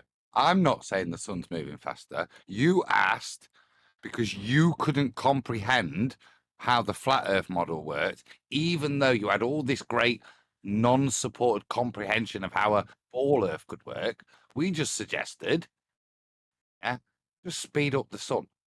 That solves the problem of your lack of comprehension of how it could work in your imaginated flat Earth model. Yeah, we Yeah, just but fixed you're that not being problem. sincere, are you? We've just fixed that problem. Excuse me, for your imagination. So all we've done, we've not made a claim. I just supported you as you imagineer your flat Earth model and put it in contrast to your imagineered ball Earth model. I'm just helping you compare and contrast imaginations. Remember how we started the conversation? All of us give you the disclaimer. I don't know what the sun is. There's certain things we can take from reality and its behaviors that enable us to navigate. I'm not real asking time. about what the sun is. I'm asking about measurements and like paths and distances and stuff. Yeah, measurements are flat Earth measurements, angles of elevation to the sun, as shown in that analemma. All of those are flat Earth elevation angles plotted throughout the year and then presented like that graphically to you. Now, it's pictorial, but that's a graphical input because all of those are elevation angles taken from a flat baseline, the baseline that you're going to navigate on, that you can use those elevation angles to calculate your position. Oh, is it possible to make some sort of model from all these calculations? No. It's Why? not a model. There are no models here. This is a model-free zone. Are you talking about a scientific model? Yes. Yeah. What is a scientific model? You define it? If you measure with the sextant and all that, the distances of everything, then you can draw a map, and then you can then say, right, so the sun's over there at that time, and I then didn't it ask you goes that, over sir. there. Jack, focus now. I didn't ask you that. What is a scientific model? Because you said it, All right, it did I would get be. the term wrong? Say again? Did I get the term wrong then? Yes, it's incorrect. So you can't make a model. You have to know what a scientific model is first to be able to. What is the term that I'm thinking of then? I don't know. I think it's Oh. called a map. Yeah, well, like map and like. So, let me rephrase the well, like question you for know you. when. Could we, Jack, the phrase you were looking for was map. Yeah. So could we build a map? Yes. Have we got a map? No. Does it exist? No. There's charts and confusion. Okay. And subterfuge. That's all we've actually got. But what we do know in all of this, yeah, we've got magnetic declination, all sorts of chicanery. But what we do know is that the fundamental underpinning of all of this is taking a flat Earth elevation angle measurement to all of the luminaries that we're going to use to map with certain underpinning mathematical principles that outside of it will just grasp them, because it will show you the nature of what you're dealing with. Yeah. If you can understand that all these things that work in reality are underpinned by the fact that the surface is flat, otherwise none of the calculation, mathematical models that you may want to build or mapping that you may want to do, all of this is underpinned on the fact that that adjacent is flat. It is your baseline, and it is the surface you're working with. So his question is, Jack, not to overwhelm you, is how can you acquire an elevation angle off a curved surface that is your globe? Is that possible?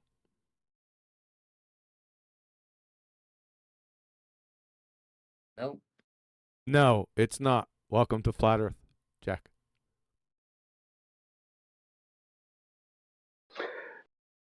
What you're asking for, Jack, as Adam has pointed out, is a map. The problem is that the people who can make maps, right, and people who have gone about making world maps. There's all these different. If you look at the amount of different world map projections there's probably about 15 or 20 different ones, and they're all wrong in some way or another because they keep on trying to fit a globe onto a flat map.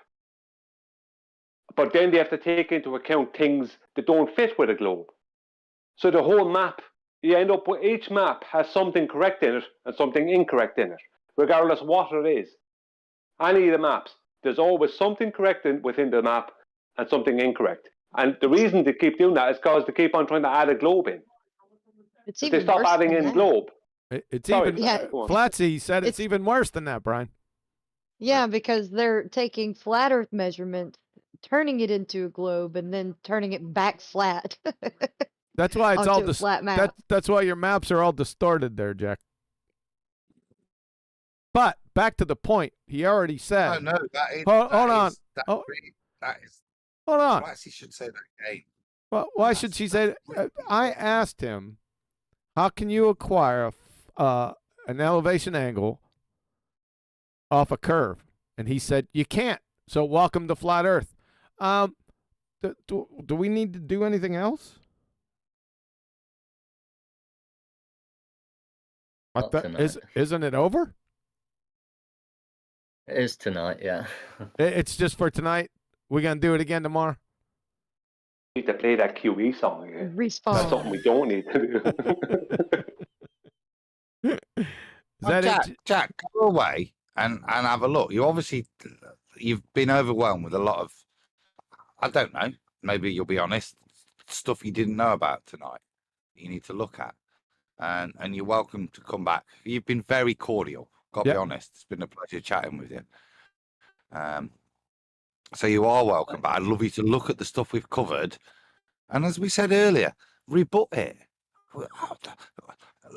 What was our opening statement? We don't know what the sun is. There's things we know and there's things we don't know. When we've said this to you, they're things we know.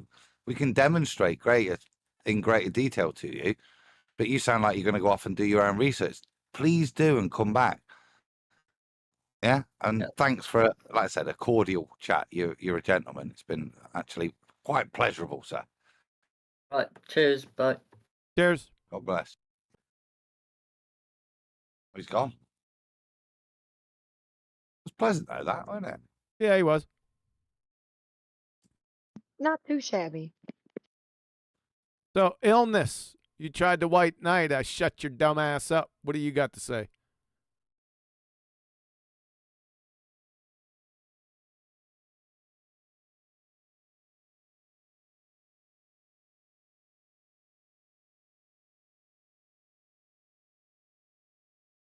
Doesn't sound like you have much to say. Get another Glober in here, right? Let him start talking so you can come here a white knight. Do you know what a horizon is? Illness. Remember that conversation? You come back to get thrown around here again by your short hairs.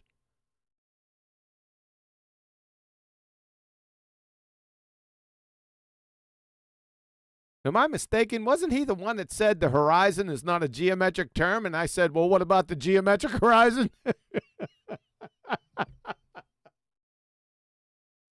The rocket it's been a surgeon, you. while. I'm sorry, Flatsy. Go ahead. No, I said I don't know. It's been a minute. Yeah, it's been a I minute. know you keep calling him illness, but it's I less than threes is Jesus. So like I heart Jesus. Yeah, illness. That's what I said. Okay. Again, I've been reading that, and because I said that's not illness. So I less than threes is Jesus, is what it says, isn't it? I less than Yeah, because threes. if you type out less than and a 3 or less than 3, it's a heart sideways. See, I'm just so old, Flatsy. I don't. Yeah, these 20 years make a difference, don't they? I get I it now. guess. Thank you for helping an old man understand New Age talk. Just write it normally. What's wrong with people? I just put my name there. You put a V in front of your name. No, I didn't Google it. No, you see, I've got on Iron Realm Media from like probably 10 years ago. The boys took the pish straight away. I'd just gone on to YouTube and I've been on Twitter, gone on, had to get this Google thing. And I wanted Adam Meakin, my date of birth, and it wasn't available, right? And then, because there was this bloke in Ireland. And so it then presented me options, and it presented me the Adam Meakin. I thought, well, that'll do. You can't go wrong with that, can you? So it's always been thrown at me, that Flatsy, that there was an ego statement. It's genuinely not, but I kind of like it now, if I'm being honest. Well, I am very, very fortunate to have Flatsy Klein as my name on all these Hell. platforms because nobody else is named Flatsy Klein. No, that was pretty original, I must say. So That's all yours. Yeah.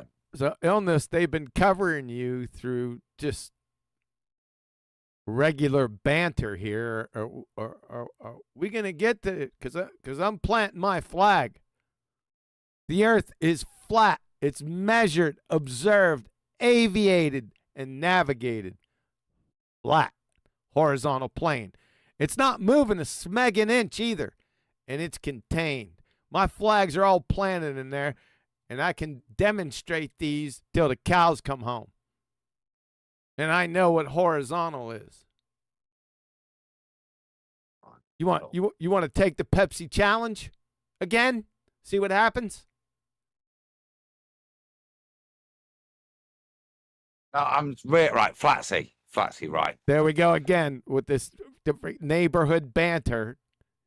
No, it's just genuine confusion. I just want a little help from a youngster, right? It's like, as I get older, I expect assistance across the road. Here, I less than 3 sus Jesus. I less than sign 3, that making the less than sign and the 3 a heart. I love sus Jesus. What's sus Jesus? I think it's just a play on words because instead of putting the heart, he put I less than 3 Jesus. I think he This is- alternates it here and there, but it's just like since Jesus that 3. This requires more interpretation than a baller's rebuttal to a flat You're right. white. You should just ask him. I don't think he's there. I think he's AFK. I just got back. Oh, I there you gotta go. go. I'm sorry. Know what Maybe a another horizon day, is? guys. Thank you. Bye bye. Yeah, later. Yeah, that you're not as dumb as you look.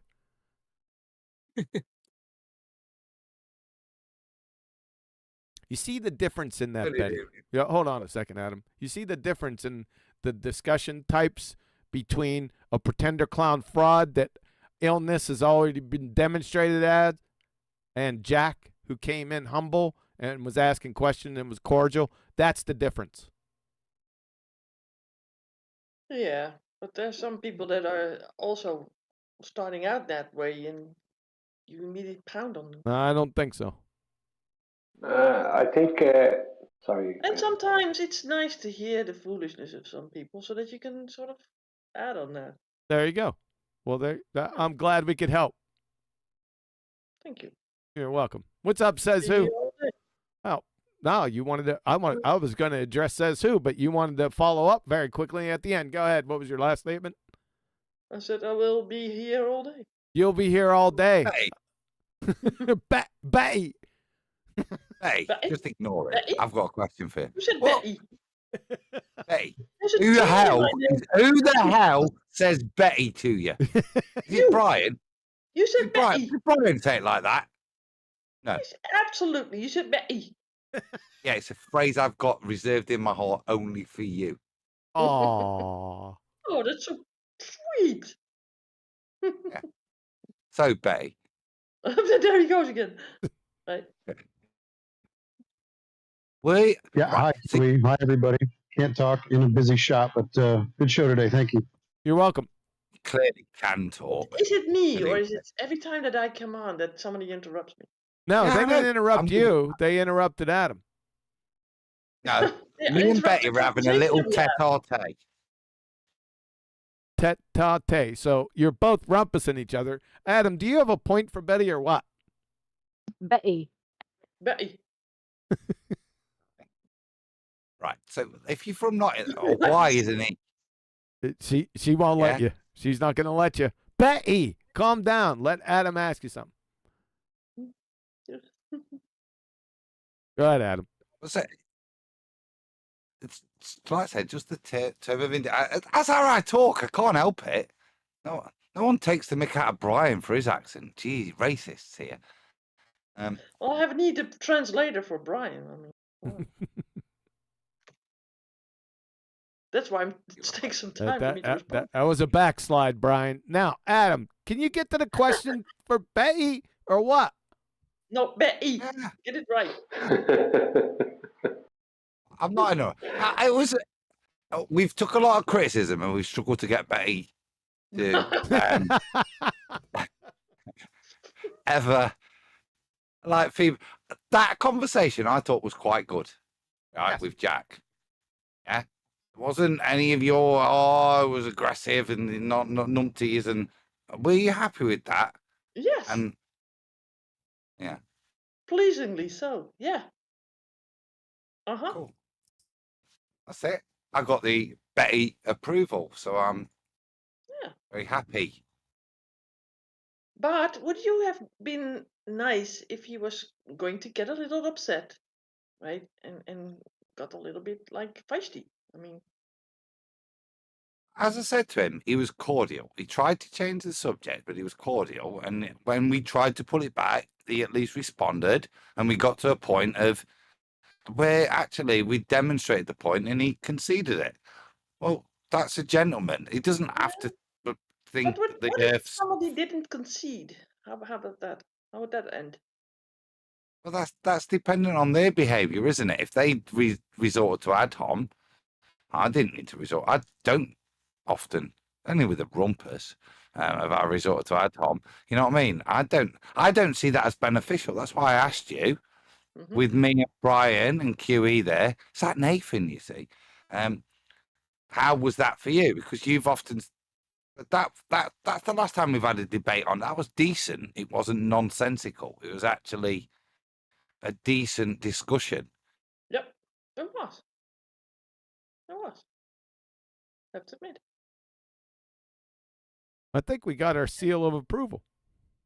Yeah, I and think but I get when it gets a little heated, right? And it's sometimes not so good if people overtalk one another, right? Because True. then you cannot hear one another, and sometimes I feel that you guys are cutting off certain people that might not be coming over across like immediately humble and genuine, whatever, and cutting them off immediately. While I want to hear the whole of what they are talking about. Because sometimes when you let people talk, they will sort of weave a web of their own to fall into, right? well, that's what we did. Yeah, you assisted this guy, right? But he was humble enough to fall into it. Yeah. But you have people that Superchat. Super Betty. I meant superlicious. Super Betty. Betty. Perfect. Super Betty. Mike 808 just sent an empty super chat. Oh, thanks, Mike 808. Appreciate it, sir. Thank you very much. Empty. Not empty. Empty. Empty. Like better. M-E. Yeah. M-E. So anything with a Y is an E. Famous. Sorry. How do you pronounce a Y, Brian? Because this will be the difference here. So anything ending with a Y is an A. Yeah, it's sticker. Sticky. Well, I would say Betty. I would say Betty, but I wouldn't. You're going E. Yeah, Bet Betty. E as opposed to Betty. I'm saying Betty. Betty. Yeah, well, Betty. Seems like you're afraid of the tea. You probably Stinky. eat it, the tea, right? That's it. They're lazy about the T's where Adam's from. They're eating the teas. All Nottingham accent is really lazy. Tease. Anything that requires you to move your mouth more. Yeah, but then again, you do add another case, like nothing. Yeah? I'm shutting my mouth at that point. Nothing. Oh, they're funny. Any other questions? There was a guy when I was younger. There was this British television show, and there was a guy on it. I can't remember the name of it, but it was famous one. A guy on it called Frank, and the character's name was Frank Spencer, and his wife was Betty, and Betty, he would say with a kind of a London accent, Betty, and every time anyone hears the name Betty and they've watched that show, especially when they were younger, that immediately that name, your name, brings up that show. Uh-huh. Because the name Betty became famous from that show. Ah. For people from the UK and Ireland. I think there was a British show where Betty was featured, where my mom and dad sort of thought, okay, that's a good-looking woman, so we're gonna call our child Betty. Could have been that show. Could be. Is what Yeah. it's called, Brian. How many derivatives of Elizabeth or Betty are there? It's an amazing name, right? Mm-hmm. It Because means God's devotion, right? that wasn't my point. Devoted to God, it's called, or consecrated to God, even. Yeah, I'm sure. I'm sure the Queen was consecrated to God. However, my point was, there's so many different names, right? You got a jab at me. Yeah, you got Elizabeth. You have Betty. You have Beth. Lizzie. Elsbeth. B. Who? Bettina. Elsa. Lisbeth. Elijah. Elisa. Many of them, huh? Yeah, there's a lot of names with that one Betty. name. It's amazing. Yeah. I like it. Me likey. Yep. Go ahead, Brian. Use your words. Use your words. I asked QE. I didn't ask QE, but it just kind of came up. I says, while a couple of us were talking during the book or something, that I didn't know what you look like, Betty. Okay. And he described you as you have a lot of wood stacked in front of the fire. That's what he said. No, I forgot about that. I don't. Yeah, I said you got a lot of wood in front of the oven. Oh, I thought it was in front of the fire. I knew that would get you, Betty. He screwed it up. Shut up, Adam. He screwed it up. Wood in front of the oven, Brian. No, stove. You said, I said stove. What did it take? But you stack wood in front of the fire. Yeah. But yeah, you should do it differently. Yeah. It still worked. Okay, go ahead, Adam. QE is sort of adapting a lot of expressions from Holland. So we use that when somebody has like a huge members in front of them. So in fact we switched one. We switched one because I told her, well, I'll give you a little bit of wall-to-wall counseling, but their wall-to-wall counseling in Dutch is showing you all four corners of the room. So I adopted that one, and she adopted the American one. Yeah. How you like that? I think it's still all related. Many Dutch people went to America as well, so. Yeah, I know. That's where we get cheese. GBs? Cheese and attitudes. Cheese. Oh yeah, I'll say clogs. cheese. And what? Say Clogs. cheese. Frogs. You don't And get Van Dutch Heusen. clogs. Logs. What? Going home. You're going home.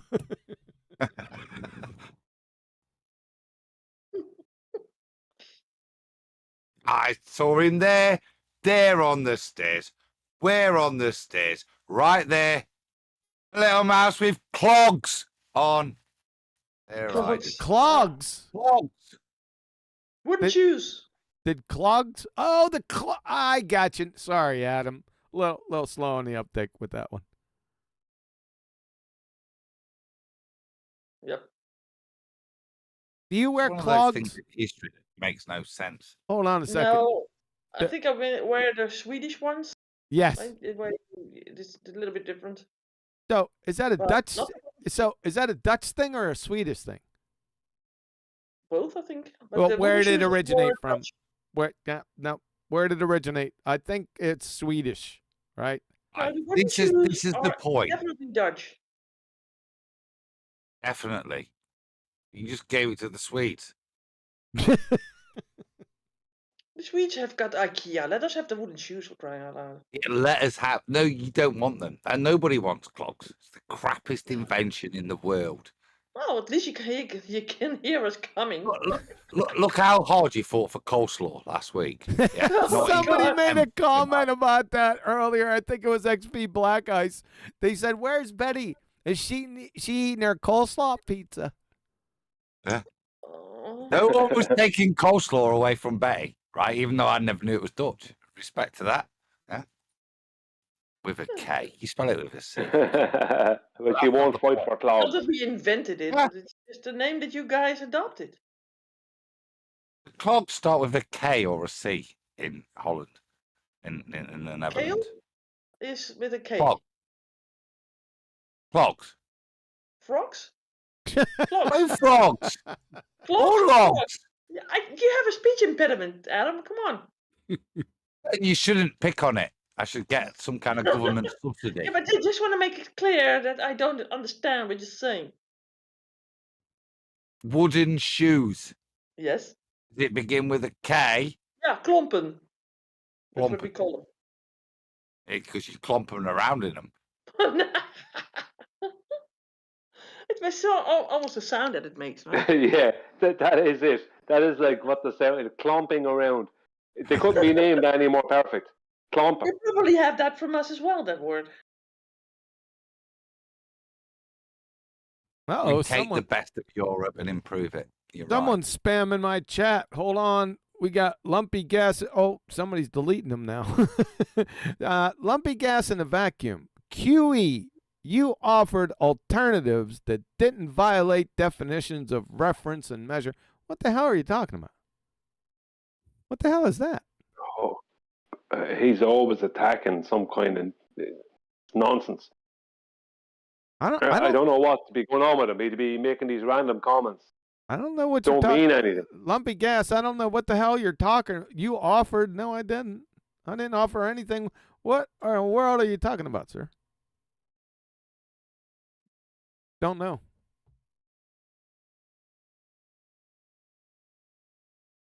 Who knows? Does anyone know what he's Well, talking about? A measurement or how to measure.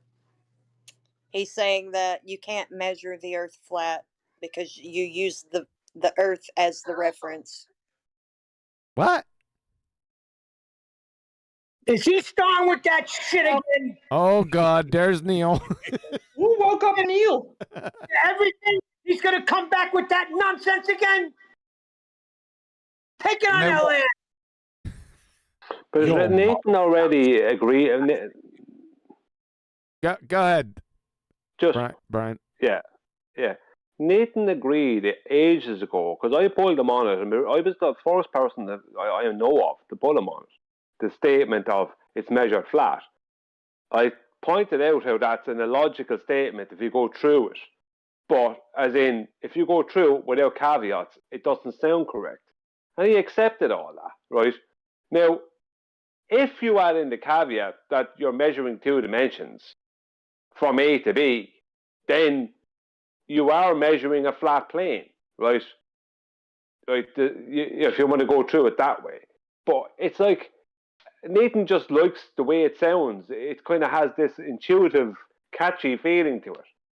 So, like, when Nathan says it's measured flat, he's not even making it as he's just making it, he's stating it as a kind of a way of for people to understand, without having to go into all the rigmarole of the measurement.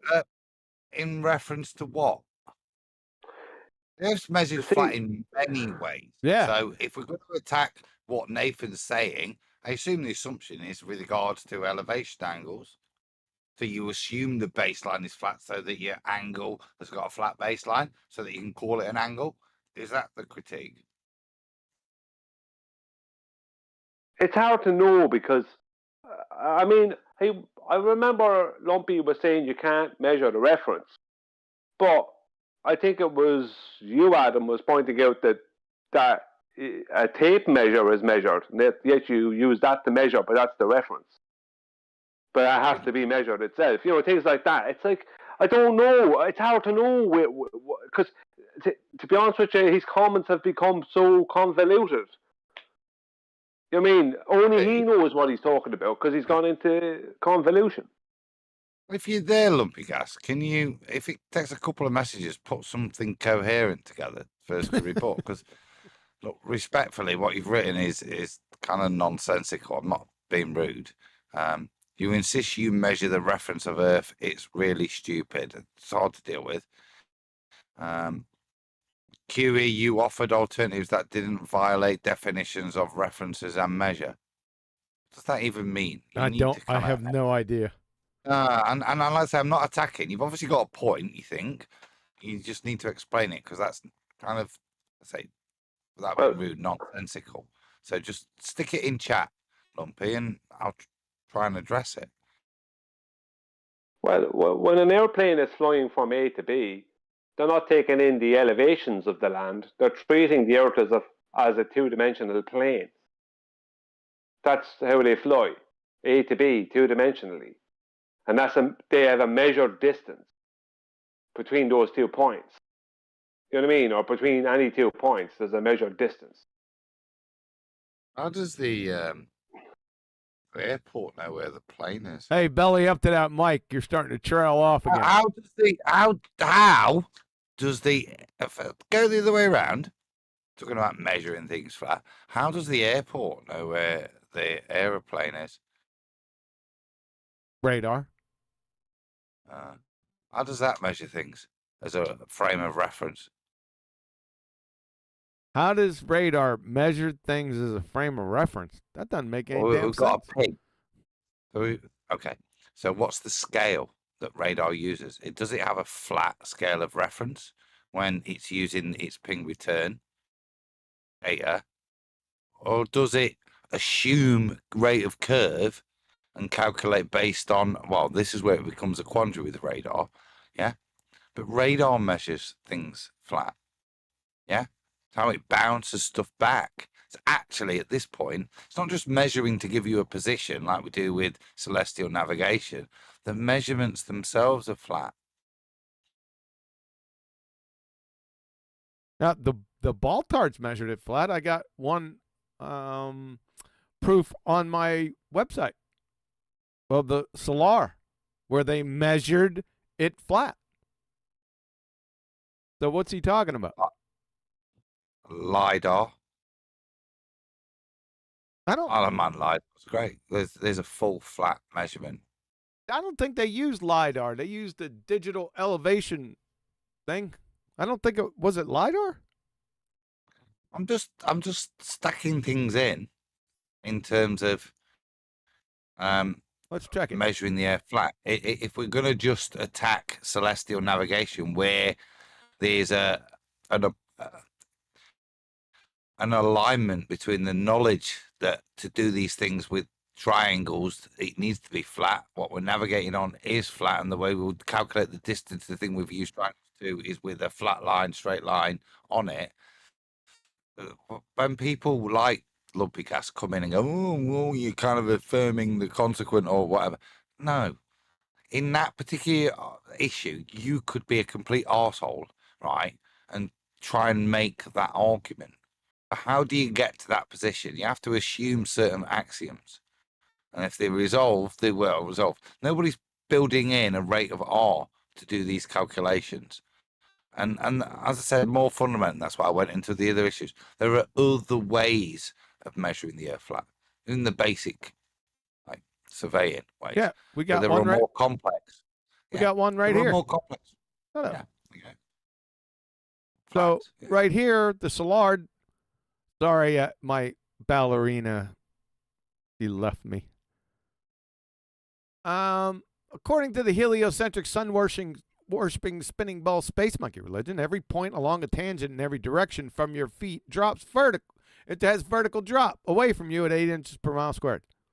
A lot of ballers forget about this. Their fundamental tenet of their heliocentric Baltard spinning space monkey religion is that. The drop part. Wow. From Borsa, topography of the Salar del Uyuni, Bolivia, from Kinematic GPS, from the Geophysical Journal International, Volume 172, baby. This is certifiable. These are some large pipe-hitting friggin' digital elevation models. Listen to this.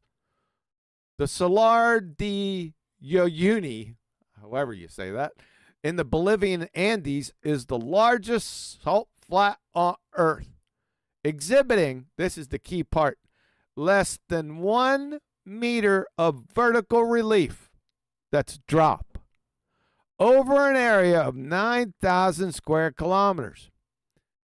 Longer wavelengths of the DEM, that's digital elevation model, correlate well with mapped gravity. I'd really like to see mapped gravity, suggesting a connection between broad-scale stellar topography or solar topography and the geoid, similar to that seen over the oceans. So they're saying the ocean's flat too, but the solar, that's how they measured it, baby. What? How can that be? You can't have that on a globetard because, let me show you this. Let's pull this up. Hopefully this is still active. We're going to find out real time. Yep, it's still there. I haven't taken it down. So this is the study, right? So we go down here. I know she's hiding down here on me. Oh, there she is. She's a beautiful girl. See this, ball tarts. You see here, Now I'm not going to make it any bigger. You get your bifocals out. You got the distance between alpha prime and alpha. This is the SLAR. This is 100 kilometers. Okay, baltards? 100 kilometers. Alpha prime, alpha. Well, what's the problem? Well, the spinning ball space monkey religion, the 100 kilometers, that's 62 miles. The vertical drop is 781 meters. That's not what they found. The Bolivian salt flats, 100 kilometers, 62 miles, vertical drop, less than 1 meter. The Earth is measured flat. Simple. You want the modus tollens? I know you do.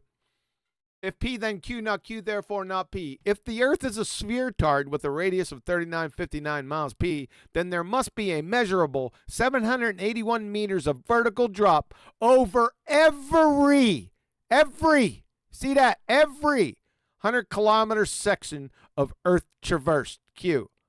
Not Q. We do not measure 781 meters of vertical drop over the 100 kilometers of the solar, therefore not P. The Earth's not a sphere-tard.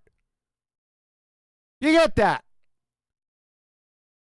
Alice in Wonderland is more tenable than the ball-tard spinning space monkey religion. The prosecution rests simple. You live in a fairy tale, the end. You get that, Lumpy?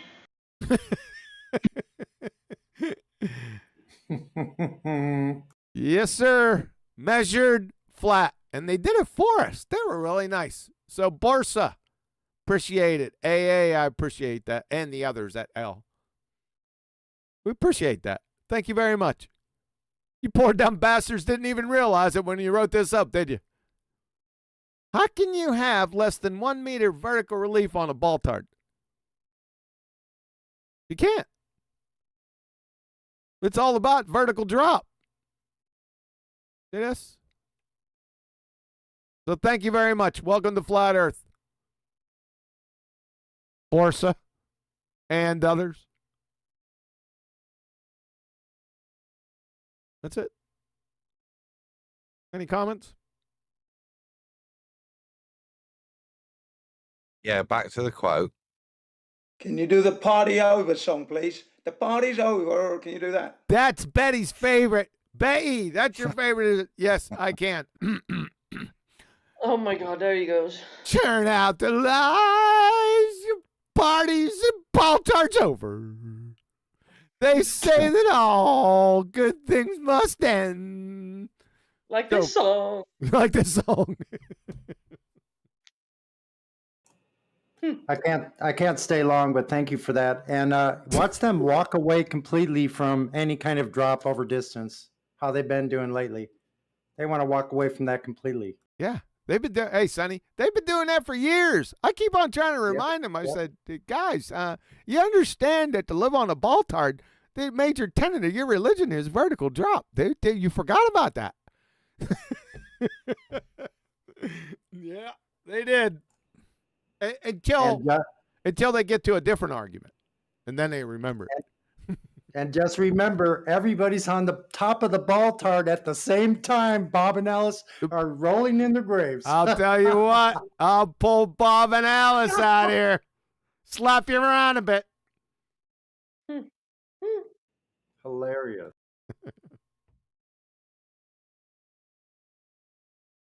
All right. Everyone all tuckered out? Yep. Betty. No, Betty. Hey. I have to drop. I'll see you later. Thank you. Yeah. Thanks, Brian. Betty. Yeah. I'm not going to take us home, girl. No, too late. I don't do it. I'm not a chauffeur. A chauffeur? Yes, you are. No, I'm not. Don't have a car. Adam. Yes, sir. The next best. See, you're the second-hand, home taker. Since Betty is not co-hosting the shit out of this, take us home, sir. I'm disappointed. Me too.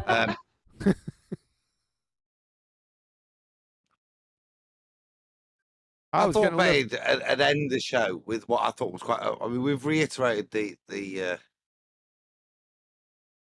destruction, the flat line, yeah, and with what Brian said, positive. Look at the weakness of the response. It's fantastic. It's nice to nail in that coffin bay, I think. Good to Yeah, do but also that. I'm not a graveyard caretaker. Oh, it's good. Nice nail, but the takeaway for me this evening is to have had a Van Velsen approved polite debate that demonstrated flat earth. Mm-hmm. And if I go to my grave with that alone, I'll be happy. Well, it's so easy to please you, Adam. You For both, you, you both make me sick. Bye.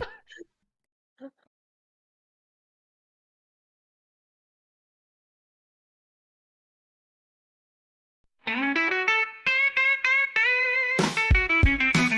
the fragile realm where mysteries abide, there walks a man with knowledge as his guide. They call him QE, the quantum eraser. He moves through the world with purpose and grace, destroying beliefs at steadfast pace, asking what's science and what's math. His wisdom cuts through like tempered glass. They call him QE, the quantum eraser.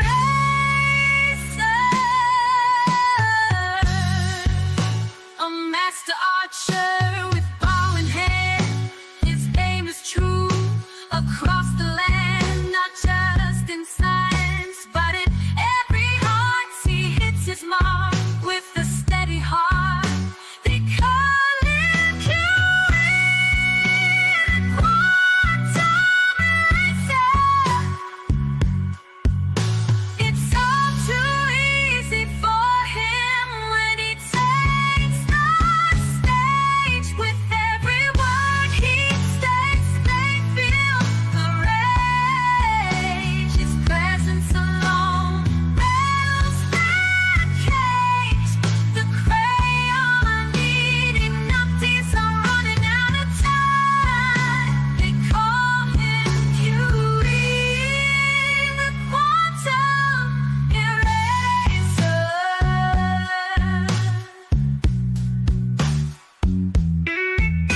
With every swing of the cowbell, the illusion fades, and with each strike, the glow bursts, illusion degrades. Curies treatments, they cure them of their plight, guiding toward truth with all his might. They call him QE, quantum eraser. The hardest thing about being a Glover is tell your daddy you're gay, oh so gay. That's why they need QE's treatments. They call him QE, quantum eraser.